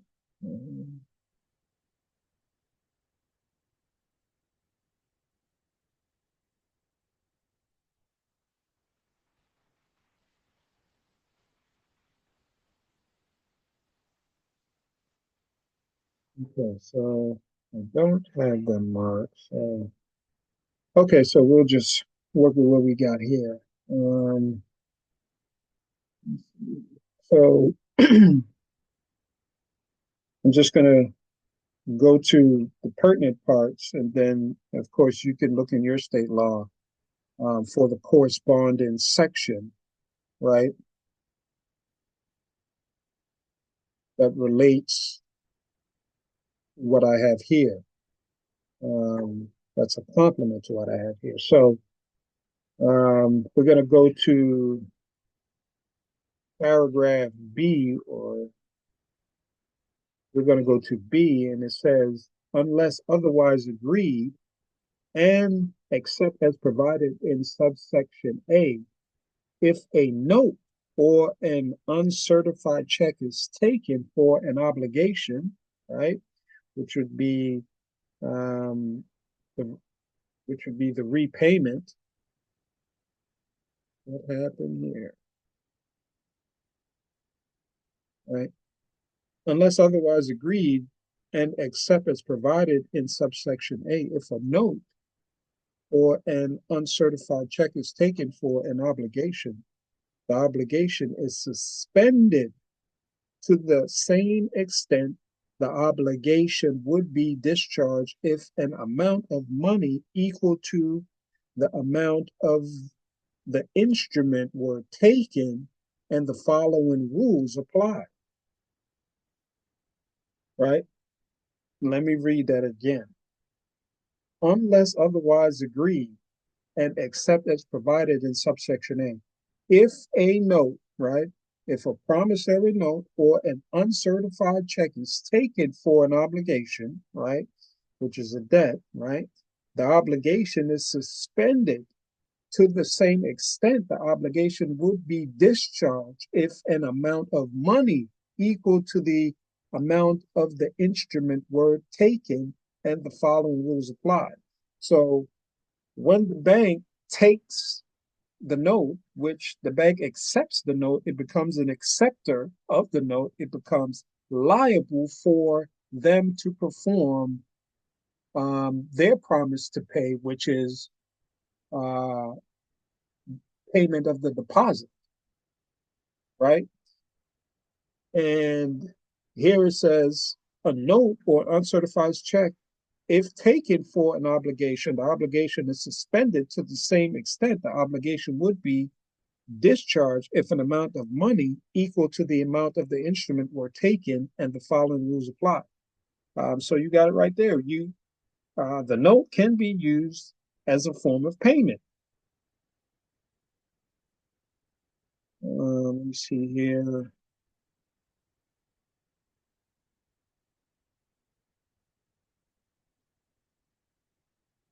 Okay.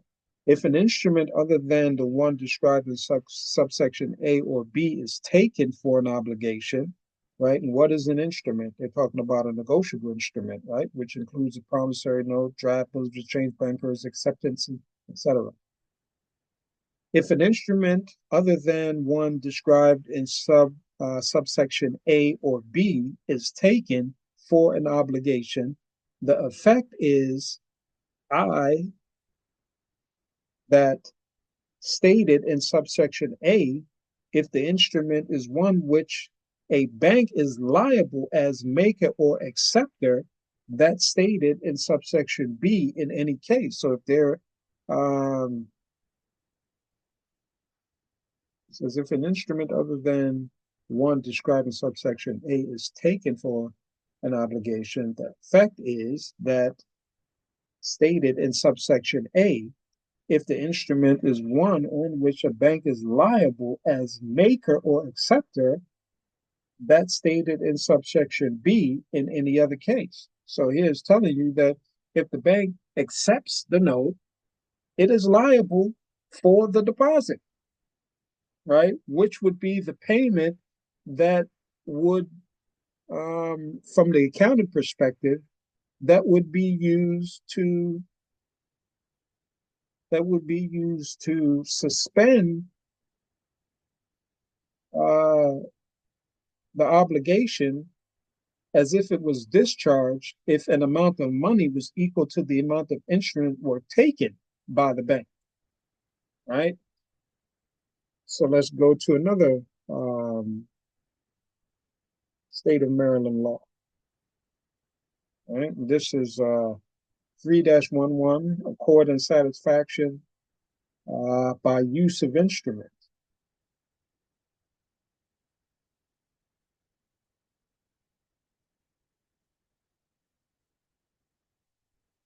It says if a person against whom, and we're looking at A, right? Yeah. Okay, so we're looking at subsection A. If a person against whom a claim is asserted proves that that person in good faith tendered an instrument to the claimant as full satisfaction and claim, the amount of the claim was unliquidated or subject to a bona fide dispute, and the claimant obtained payment of the instrument, right? It says, if a person against whom a claim is asserted proves that the person in good faith tendered, right? That means paid an instrument to the claimant as full satisfaction of the claim, the amount of the claim was unliquidated or subject to a bona fide dispute, and the claim obtained and the claimant obtained payment, right? Based on the instrument, the negotiable instrument, it becomes negotiable when the bank accepts it, and a security when it takes security interest, right? Um, and increases as it increases the asset side of the bank's balance sheet. The claimant obtained payment of the instrument, the following rules apply. It says, unless subsection C applies, the claim is discharged if the person against whom the claim is asserted proves that the instrument or accompanying written communication contained a conspicuous statement to the effect that the instrument was tendered, paid, which means paid, as full satisfaction of the claim, right?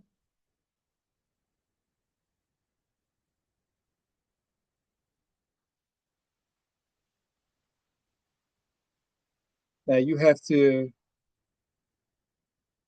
make sure you give notice that this is um, tender of the instrument, right? Tender of payment of full satisfaction of the claim, right?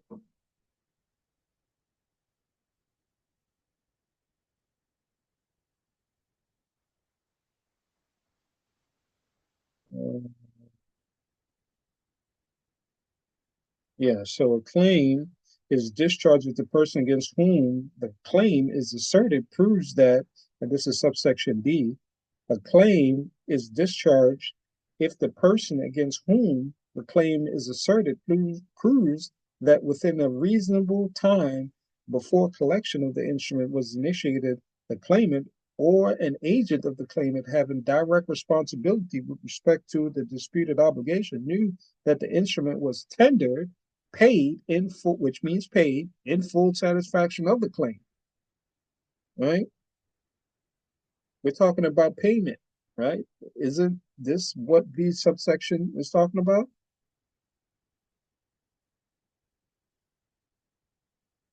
Let me see if we can do another one.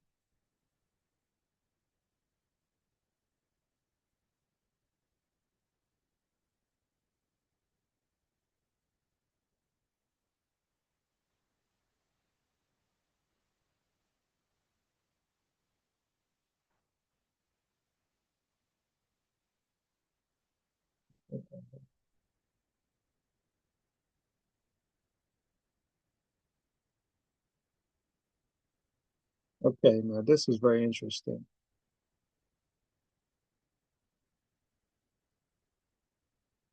Now, this is from Virginia Uniform Commercial Code of Virginia Commercial, well, actually, Virginia's um, criminal law, right? But for me, the criminal law is, I think it's more profound than the commercial law when it's talking about financial crimes, because it not only solidifies the financial aspect of it, but it's because it can be potentially used against an individual to take their freedom. I think that it adds that much more validity, right, to what we're trying to prove here is that the master promissory note of the student can be used to fund the loan, right? Uh, Specifically, it is payment to the bank, right? And let's go ahead and take a look at that, right? So this is Code of Virginia, Title 18.2, crime and offenses generally, crime involving fraud, right? And this is 18.2-241. And it says acceptance of promissory notes in payment for food sold at retail. It says retail. It didn't say wholesale. It says retail, right? That means a supermarket, right? It says as used in the section, food includes food, groceries, and beverages for human consumption. Retail means a person who sells food for consumption, not for resale, right? We're not talking about wholesale. We're talking about your local neighborhood supermarket buying food. Yeah, let's see if we can make this a little bit larger.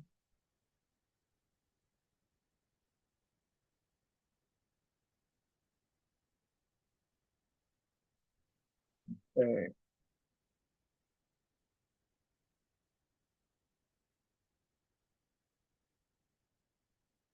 It says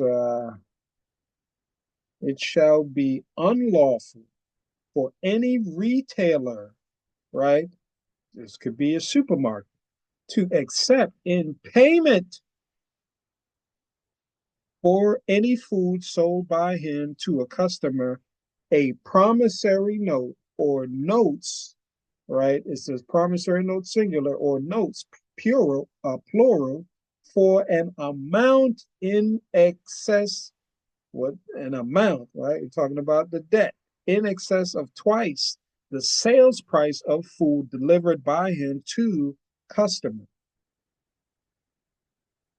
As used in this section, the word deliver means the actual physical delivery into the exclusive custody and control of the customer is made within 7 days of the receipt of the note by the seller, right? And it says a person who violates this provision of this section shall be guilty of a class 3 misdemeanor. Now, the important thing to get here, right, is the first sentence where it says, it shall be unlawful for any retailer. Now, this is the part you need to focus on, right? Let me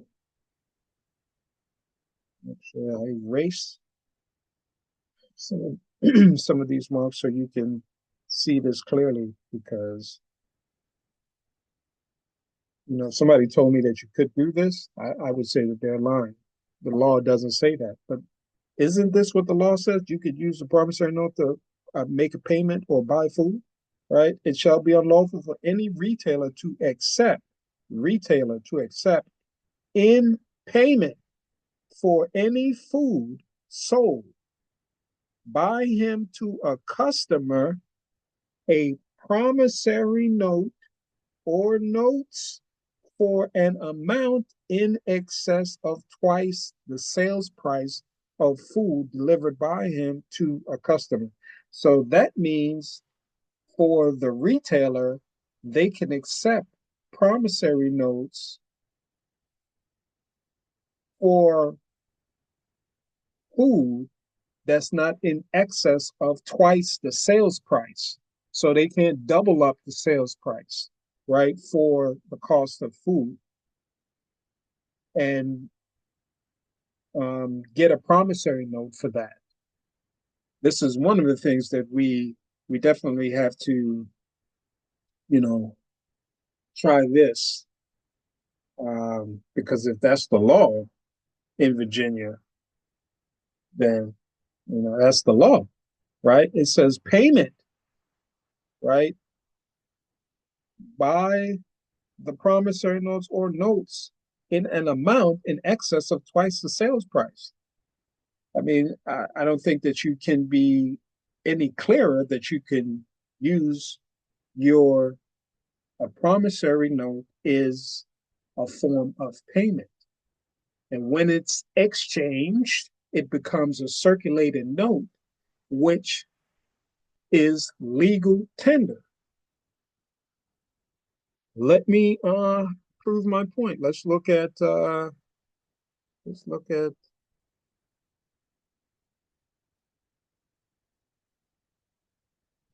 public law 73-1. Let me see if I can find it.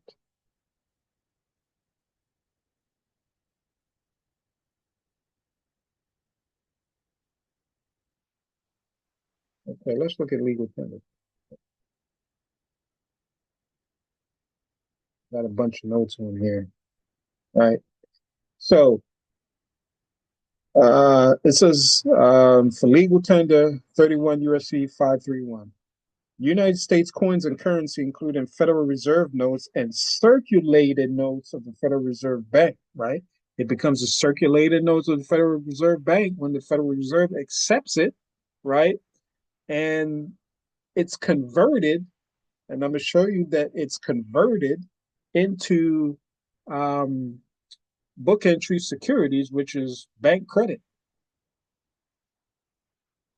Um, it says circulating notes of Federal Reserve Bank and national banks, right, are legal tender for all debts, public charges, taxes, and dues. Now, there is law that talks about where you can use negotiable instruments and notes to make payments for taxes. Now, I'm not making this up, and hopefully, I'm able to also show you that. But that's not our main focus. But if we want to cross it, I'll definitely show you that. So here we've just looked at the Virginia law that says that you can use promissory notes to make payment for food at retailers, right? Now this is saying that um, and once you make exchange of those notes, it becomes a circulated note, right? Because it's used as a circulated medium to um, to acquire rights of action for commodities that's circulating in commerce. So it's talking about circulating notes, right? So, and I say that once the bank gets it, it becomes a circulating note because it's involved in a contractual exchange, right? Um, and then also, if you look at MD code 9-102, um, subsection 66, it says it proves that it is a circulated note and you can use it for payment, right? Let me see if I can find that because I think that would put, I think that would put things in perspective. Well, I think I've already proven that you could use it as a circulated note, but um, I think that it would even add further validity to my claim. Okay, here we go. All right, so, and I've already demonstrated this in a previous video. So if you look at, and this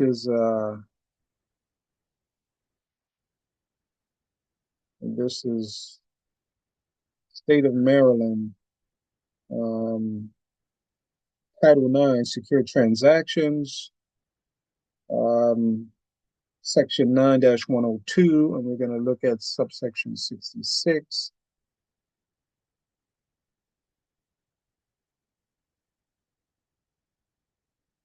Okay, so promissory note, right? It means an instrument. What is an instrument? Negotiable instrument, right? That evidence a promise to pay, right? Remember, we saw that the Federal Reserve document was talking about exchanges of promise to pay, right? Which is a promissory note, right? Which is credit, right? Uh, Means an instrument that evidence a promise to pay a monetary obligation. And when is that monetary obligation paid? When the bank accepts the note, right? That is payment.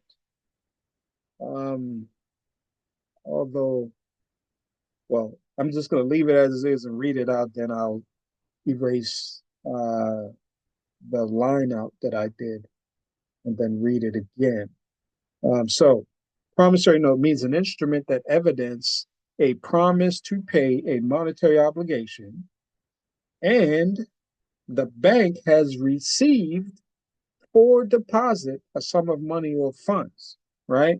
So, this really means that the bank it doesn't receive for deposit, or I guess you could say it receives for deposit a sum of money or funds, right? That the bank owes the general creditor, right? But if it receives for deposit, which a deposit is created, then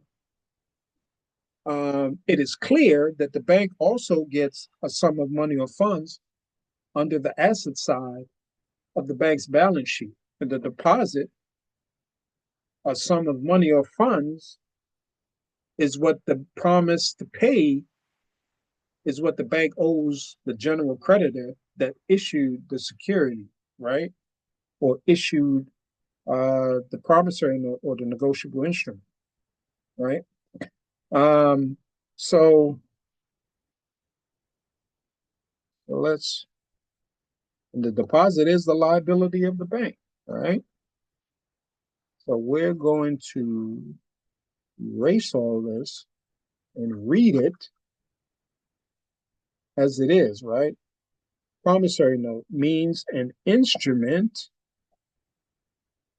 that evidence a promise to pay a monetary obligation.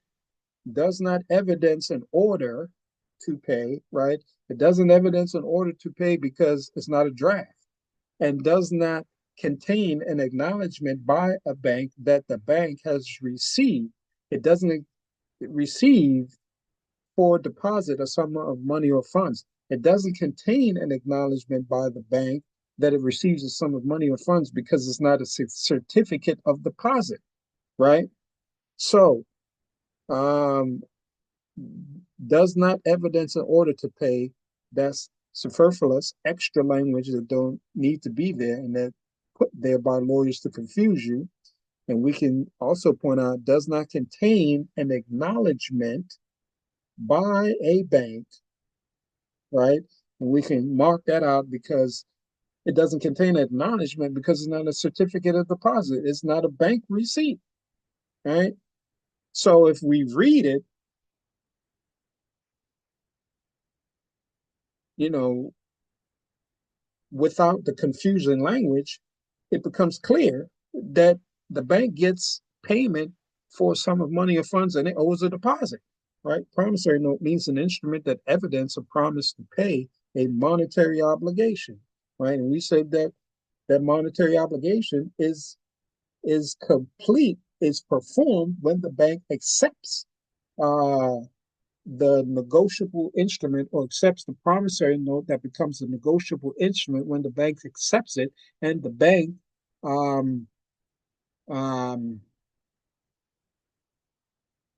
takes security interests in it, it becomes a security because at that point, the bank increases, accepts it, and becomes liable for it. And then it increases the bank's assets under the assets, the increased cash under the asset side of the bank's balance sheet.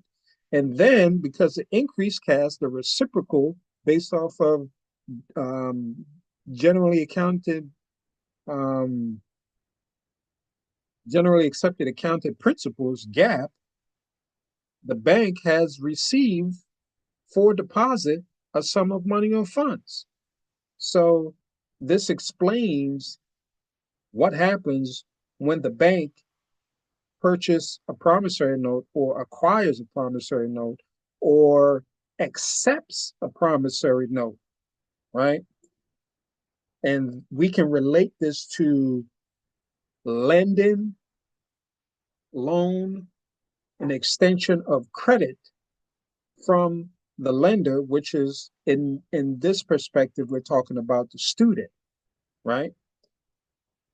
And we can even put master promissory note here, right? Just to make it even clearer, right? So now that's one side of it.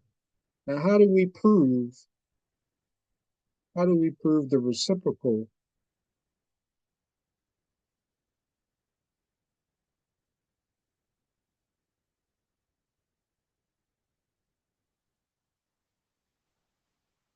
right? So this is how we prove the reciprocal, right?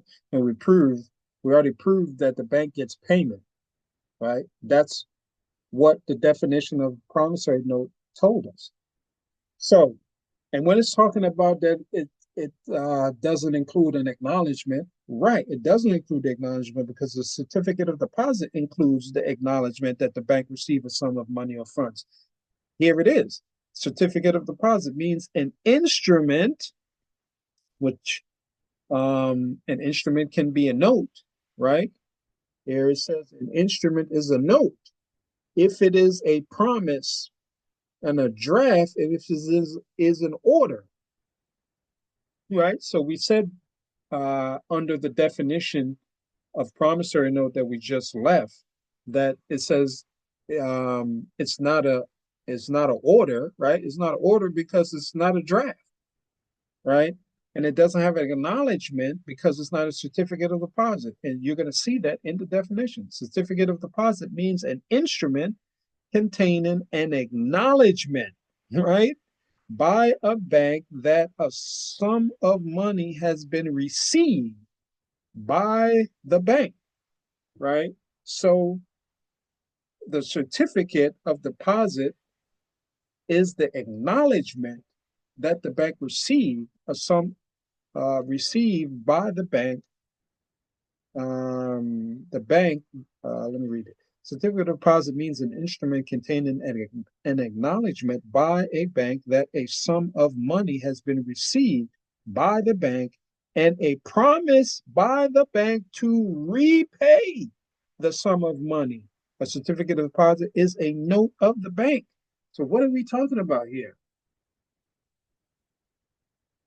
from based off of the definition of certificate of deposit and the definition of promissory note that I just went through, it explains, it puts what I've been talking about, it puts it in a nutshell. It simplifies it, right? Let me read it again because I know I've done this in the previous video, but I think this is so illuminating.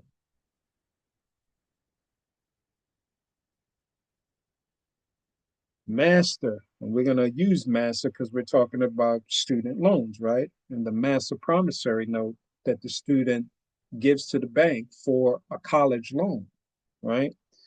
Master promissory note means an instrument that evidence a promise to pay a monetary obligation, right? And we said the payment is made when the bank accepts the promissory note, right? And here it says does not, and here it says does not evidence an order to pay.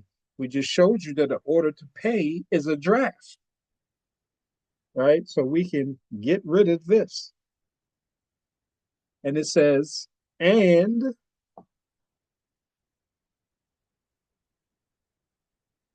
does not contain an acknowledgement by a bank. It doesn't contain an acknowledgement because it is not a certificate of deposit. So it should not contain an acknowledgement by the bank that the bank received or deposit a sum of money or funds, right? So we can get rid of this too, because this is just here to confuse you and has and has no validity, adds no validity to the definition of promissory note. That and it says that the bank has received for deposit a sum of money or funds, right? It says the bank received for deposit a sum of money or funds, right? That's the definition of promissory note, right? It is a promise to pay a monetary obligation, right? And then the bank received for deposit a sum of money or funds. If it received a sum of money or funds, that means that it also, if it received a sum of money or funds for a deposit, it means that it also received a sum of money or funds. It was credited a sum of money or funds under the asset side, right? Under the category of cash, their cash increase, right? So it says, received a sum of money or funds. The bank received a sum of money or funds, right? Promissory note. And here it says, let me increase the size.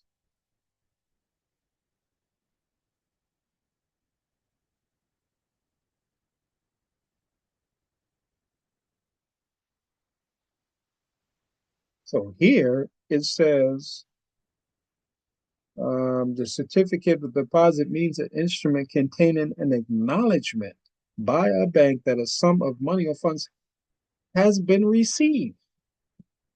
So the other one says receive the sum of money or funds for deposit. So this says the sum of money or funds has been received. So that one is talking from the the definition of promissory note includes the perspective of the definition includes the perspective from the liability side because it says it received for deposit a sum of money or funds.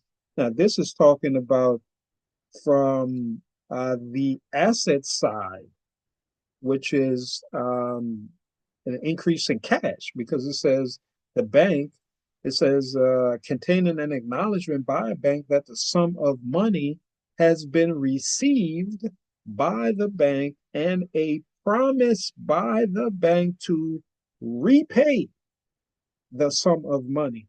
A certificate of deposit is a note. What is a note? A promise to pay. A note is a promise to pay. And what is a promise to pay? It is simply credit,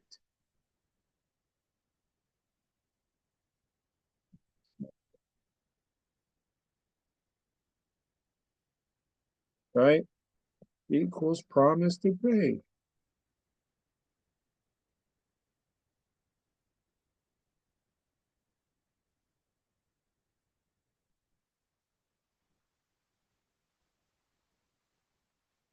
Credit is a promise to pay. All right. So we've already proven that the master promissory note is payment. Now I'm going to say it again. You have to understand how to properly endorse it, right? So I'm going to go through one more document, and then I'm going to end the video. And I think that I have to do one more video and go through some more documents and I guess you know summarize some more evidence. You know, so I'm gonna stop share now. Before I do that, in the master promissory note, when it talks about we have certain defenses, um, and let's talk about that. There's benefits under state law in the master promissory note, where I said that this is the most important part of the promissory note because it gives the student a curve out to explore the benefits in the state law. I've just showed you some of the benefits that you can use for payment. Once we came out of the master promissory note, I've been showing you that the instrument can be used as payment. And I've told you when it is paid to the bank. And these two definitions, the certificate of deposit and the definition of promissory note, have proven that when the bank receives it, it is payment, right? And then it acknowledged uh, it then if you get a certificate of deposit, that is your evidence that the bank owes you a deposit. If you don't get a certificate of deposit that the bank owes you and you sign or you endorse your note in blank, then most likely that's why you're repaying for a student loan, right? And we're using the student loans specifically as a title, not as a process or a banking function, but just as a title, right? The student loan you already paid for when you gave when the bank received the promissory note, they receive a sum of money or funds. But because you signed it in blank, didn't get a certificate of deposit, then the bank and the schools can say you didn't pay, you owe on that loan, you didn't pay, right? So we have to reformulate the way that we think. We have to think as if we are a bank because we are. The credit is coming from, in this particular case, the credit is coming from the student. The school and the government can't create credit. The student has the capacity, is the only one of those three parties have the capacity to create credit. And that's what you do when you exchange your, or when the banks receive your promise to pay, you fund both sides of the balance sheet of the bank, right? You fund the liability side and you fund the asset side and the liability side, because if you didn't, then somebody should explain to me where the bank gets the credit from. Now I'm going to show you that the note is converted into bank credit, right? And that is played out on both sides of the balance sheet. The note, or in this case, the promissory note, is converted into book entry securities, which is bank credit, right? Um, so let me, I need to, I need to stop share. Then I need to,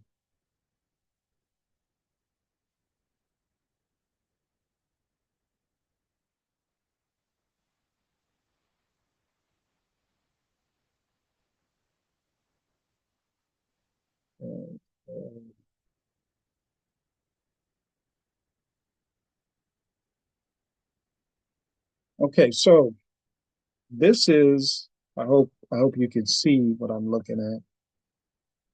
Now, this document is from US Customs and Border Protection, right? Department of Homeland Security. And it's talking about bringing in money into the country, right? Or bringing in money into the United States, rather. And if you go to 31 CFR 1010.100, subsection DD defines what a monetary instrument is, right? It says monetary instrument as currency, traveler's checks in any form, all negotiable instruments, including personal check, business checks, official bank checks, cashier's checks, third party checks, promissory notes, right? And money orders that are either in bearer form, endorsed without restriction, made out to a fictitious payee or otherwise in such form that title passes upon delivery, right? Now, what is this?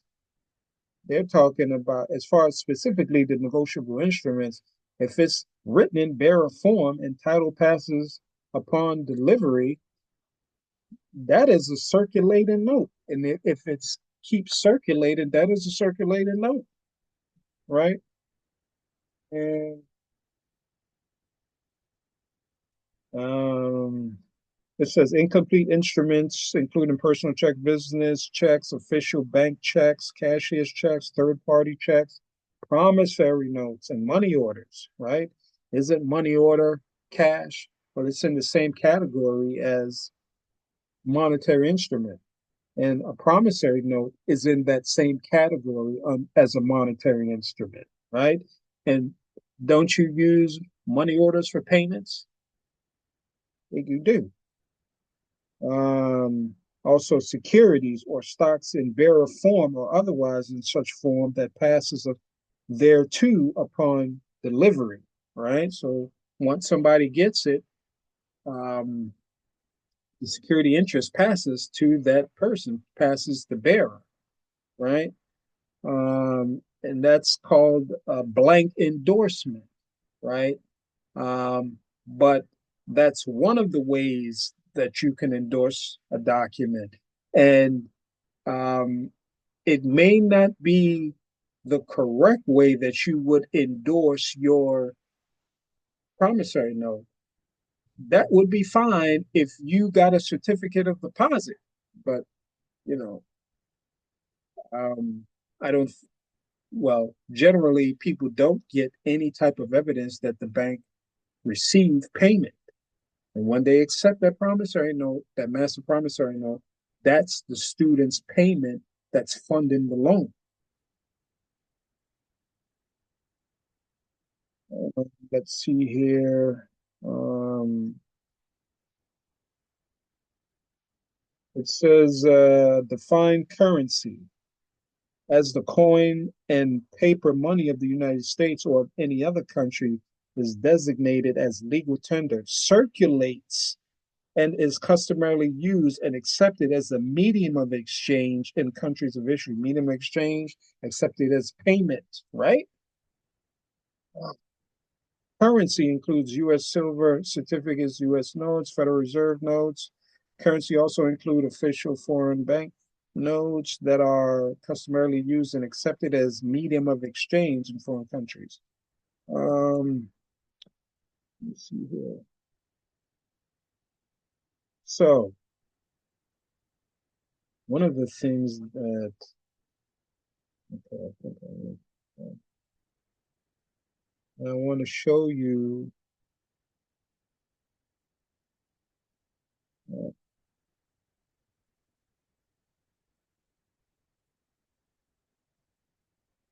I think it is this document that talks about the conversion.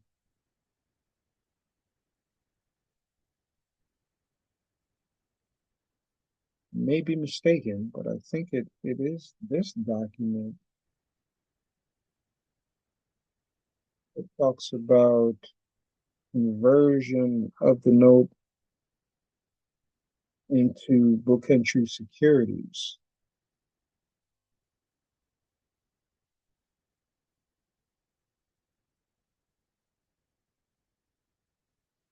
I could be mistaken.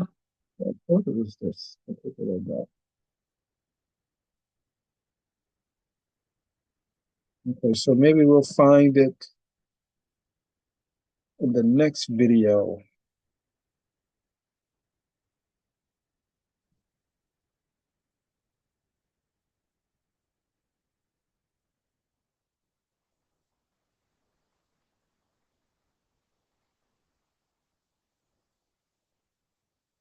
Okay,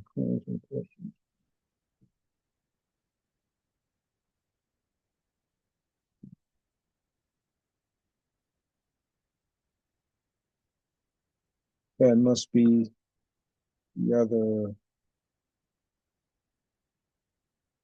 Yeah, I think it is the other, another document that talks about it.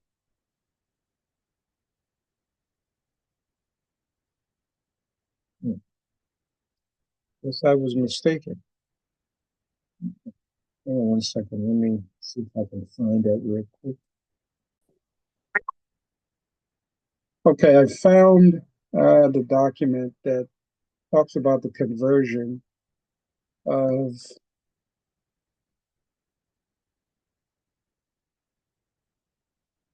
and this document is very important because um,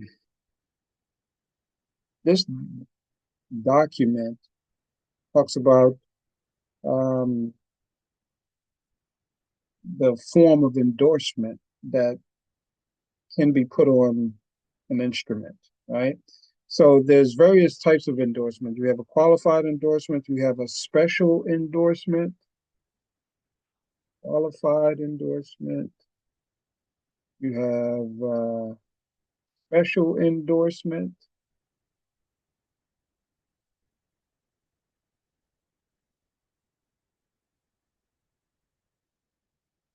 you have blank endorsement, which is the endorsement that we were talking about from the previous document from the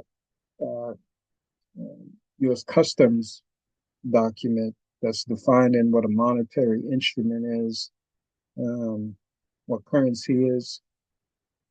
Uh, you have an analogous endorsement and you have restricted endorsement, right?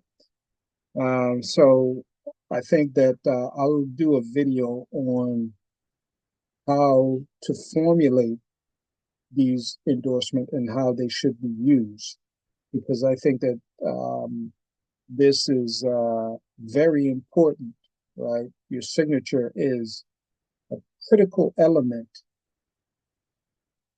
of um, the instrument, right? And it puts it in certain categories based on how you endorse the document, right? That could be advantageous to you in specific circumstances or disadvantageous to you, depending on what type of endorsement you put on the document, put on the instrument. So Um, I definitely will do a video on that because I think the endorsement, the type of endorsement you put on an instrument is very important. So this particular document talks about the form of endorsement, and that I think that this is a document that I need to go through more in depth. But for the sake of time, I want to make sure that I point you to here, right? I don't know why it's other and is all the way up there, making a mark all the way up there. But anyway, so here it says for conversion. Now, what is this talking about? This is talking about, let me see, authorization for restrictive endorsement, right? So it says banks are authorized under the conditions and in the form hereinafter provided to place restrictive endorsement upon the face of bearer securities, right? And what is a bearer security? Well, or what is a security? Security could be a note, right?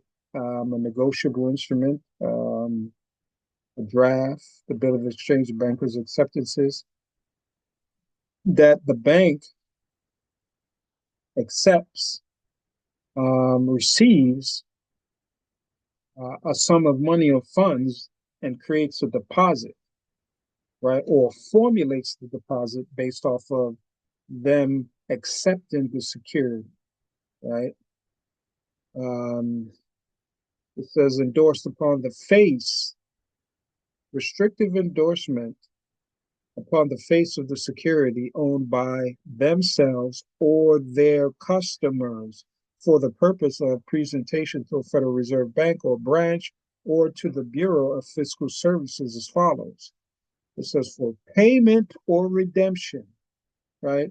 So they're using the security as payment or redemption at any time within one calendar month prior to the maturity date of the date on which they become payable pursuant to a call for redemption, or at the time after their maturity uh, calls their maturity or call date for exchange during the period for their presentation pursuant to an exchange offering for redemption at par in payment in payment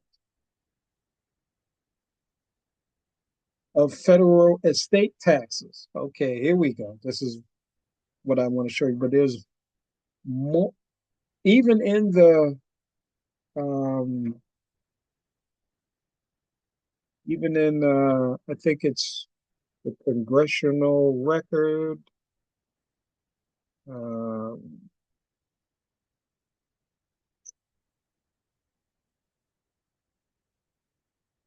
yeah, even in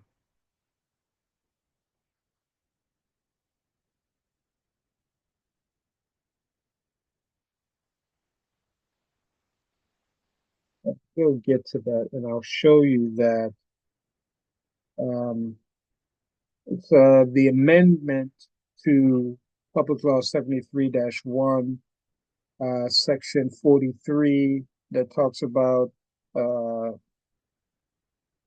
legal tender um, payments, right?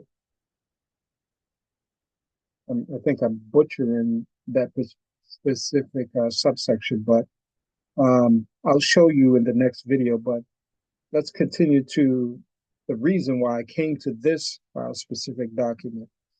So it says for redemption at par in payment of federal estate taxes, right? Not only eligible securities at any time prior to their maturity or call redemption date, and for conversion to book entry securities under subpart O of part 306 of this chapter at any time prior to their maturity or call redemption date, right? So it says for conversion to book entry securities. What it is talking about? It is talking about instruments, right? It is talking about securities, right? Which a note, a promissory note, is a form of security once the bank receives it, accepts it, and deposits is formulated based off of the debit and credit on the asset and liability side of the bank's balance sheet. So the promissory note or the negotiable instrument, when it's accepted by the bank, it becomes a security and it can be converted into book entry securities, right? Which is bank credit, basically, right? Which is the promise to pay that's recorded in the bank electronic ledger, right? Um, which is based on the credit coming from, in this case, the credit coming from the student, right? So I just wanted to show you that so you could see that the bank doesn't create the credit. It converts the instrument that it purchases, acquires, or receives from the student and converts it into uh, book entry securities or converts it into checkbook money or converts it into bank credit, um, which is, as David Werner calls it, money ex nihilo, which is not, which means created out of nothing, which it is not, using a double negative, which is which is not that statement that the bank credit is created out of nothing is is not an accurate statement, right? Um, and in the next video, hopefully we were able to get into um, his document, the empirical evidence when he did an experiment of how banks create credit, which is a false premise because they don't create credit, right? And his document even proves it, right? But I think that we need to understand that if you have somebody from academia or from the banking industry making claims, some of the claims may be valid, and then the underlying theme, as far as from my perspective, is to recondition you for another reboot of the monetary system. But it doesn't matter whatever type of reboot they want to do, as long as they're doing credit, if even if it's bank credit, even if they say, okay, um, we won't even do any more physical promissory notes. Well, you're still giving them promises to pay. You're giving them verbal promises to pay, but they want to convince you that they are creating credit so they can say, okay, we are giving you our property. That is a false statement. That is a lie. It is an egregious lie. And that's meant to take your power because out of the bank and the government, both parties borrow from men and women, the people, right? When they engage in banking business, right? Because the banks or the governments don't have credit that they can't create credit because they are fictitious beings. They have no energy to do anything as far as creative. They convert what they get from the men and women, or in this case, what the bank and the school and the bank gets from the college student into bank credit or book entry securities, right? Or checkbook money, right?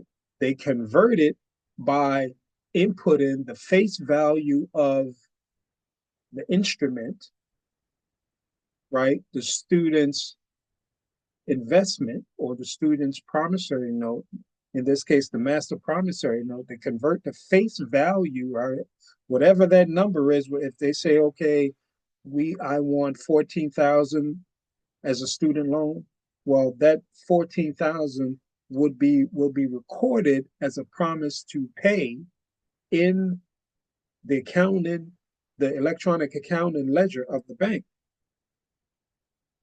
So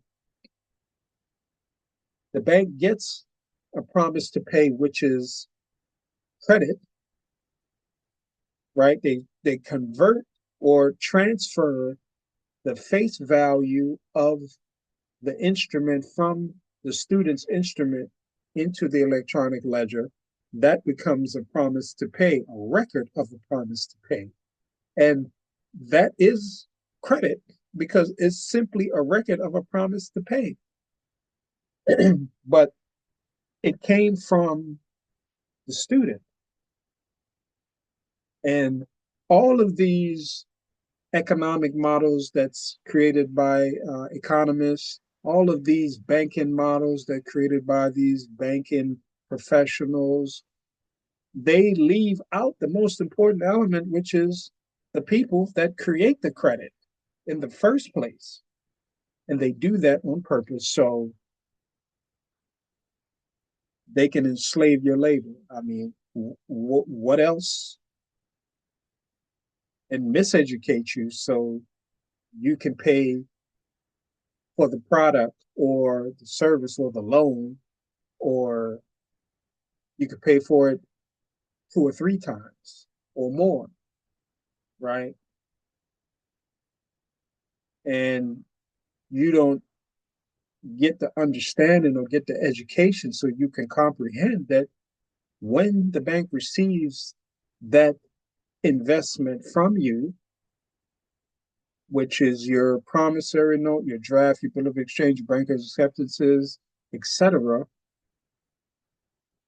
that is value that you're giving the bank in exchange for rights, and the rights would be the right of action, right? The right of control or ownership of the deposit that's created as a reflex. It's like an accounting reflex. It's like and it is automatically created once the bank increase uh, the asset side of the balance sheet once they receive your payment, which is your instrument. Then the deposit is also created, or the deposit increase, right? Deposit is formulated based off of GAAP, double entry bookkeeping, and based off of um, the normal course of business when you're talking about purchase and sale, because the bank is getting value. They're not giving anything, they're getting.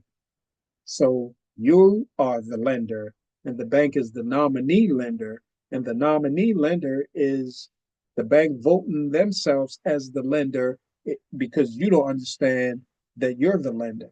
And in the commercial sphere, as a merchant, you need to understand the rule is if you don't understand how commerce runs, then you get cheated, then that's your fault, right?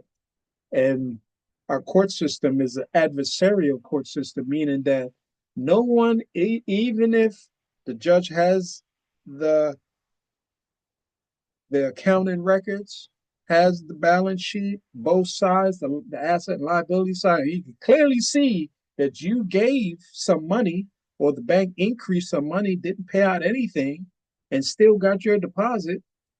He's not going to say, hey, you owe this guy some money. Well, he's not going to say that because it's an adversarial system, except the case law of, let me see if I can find it because I have it here.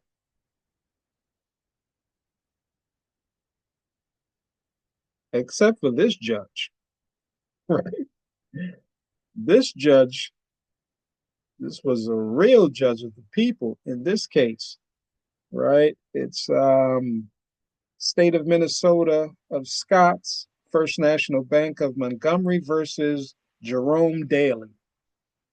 This case, I mean, it gives validity to what I've been saying, right? And we're gonna, and I'm gonna, this is gonna be the first thing I discuss in the next video, right? Before I go, well, I'm not even gonna get into it. I'm not even gonna get into it. But this case tells you that the bank doesn't give you anything. It tells you that, right? Unfortunately for that judge, he was he did his duty, but he paid for it. But anyway, we'll talk about this in the next video, and hopefully this is the last video of this series. This has been a long video series. I'm not, well, I won't even say what number I'm up to now because I've done so many I don't even know. But hopefully the next video is the last one. And if that's not the last one, maybe there'll be one more, and that should be it. But I think that I've given a plethora of information. I've proven my point that, I've proven my competency in being able to prove that the student makes the payment with their negotiable instrument that's received. When the banks receive it, it becomes a negotiable instrument. And also a circulated note because there's an exchange. And then then the school also gets it and then makes an exchange with the bank because they get paid as well, right? So, and because it's a circulated note, it becomes legal tender. And we're going to go over that definition again, looking at Public Law 73-1, 73-10, and the amendment for Public Law 73-10, which gives us the definition of which made all coins and currencies of the United States legal tender, right? So thank you so much for me. I'll sign off. So thank you so much for watching this video. Hopefully you got a lot of information, and I've proven, my point, my premise that the student, college student funds their own loan. And again, if you have any comments, questions, concerns, you think you need to correct us with anything, you think we missed anything, please send me an email at contractpc7213@gmail.com. And if it's not a lot of emails, I'll try to respond back to you, but I'll do my best. I may not be able to respond to everyone, but I'll do my best. But if I don't respond to you, just understand that I did read it and just didn't have time to respond back. But I might talk about it in one of the videos. So thank you once again. Hopefully, there's students, a student, at least one student watched this video and got some good information. And I hope my one subscriber, I hope he's still subscribed or she still is a subscriber. And maybe we gain another subscriber. But if not, we'll keep it pushing. Thank you so much. See you in the next video.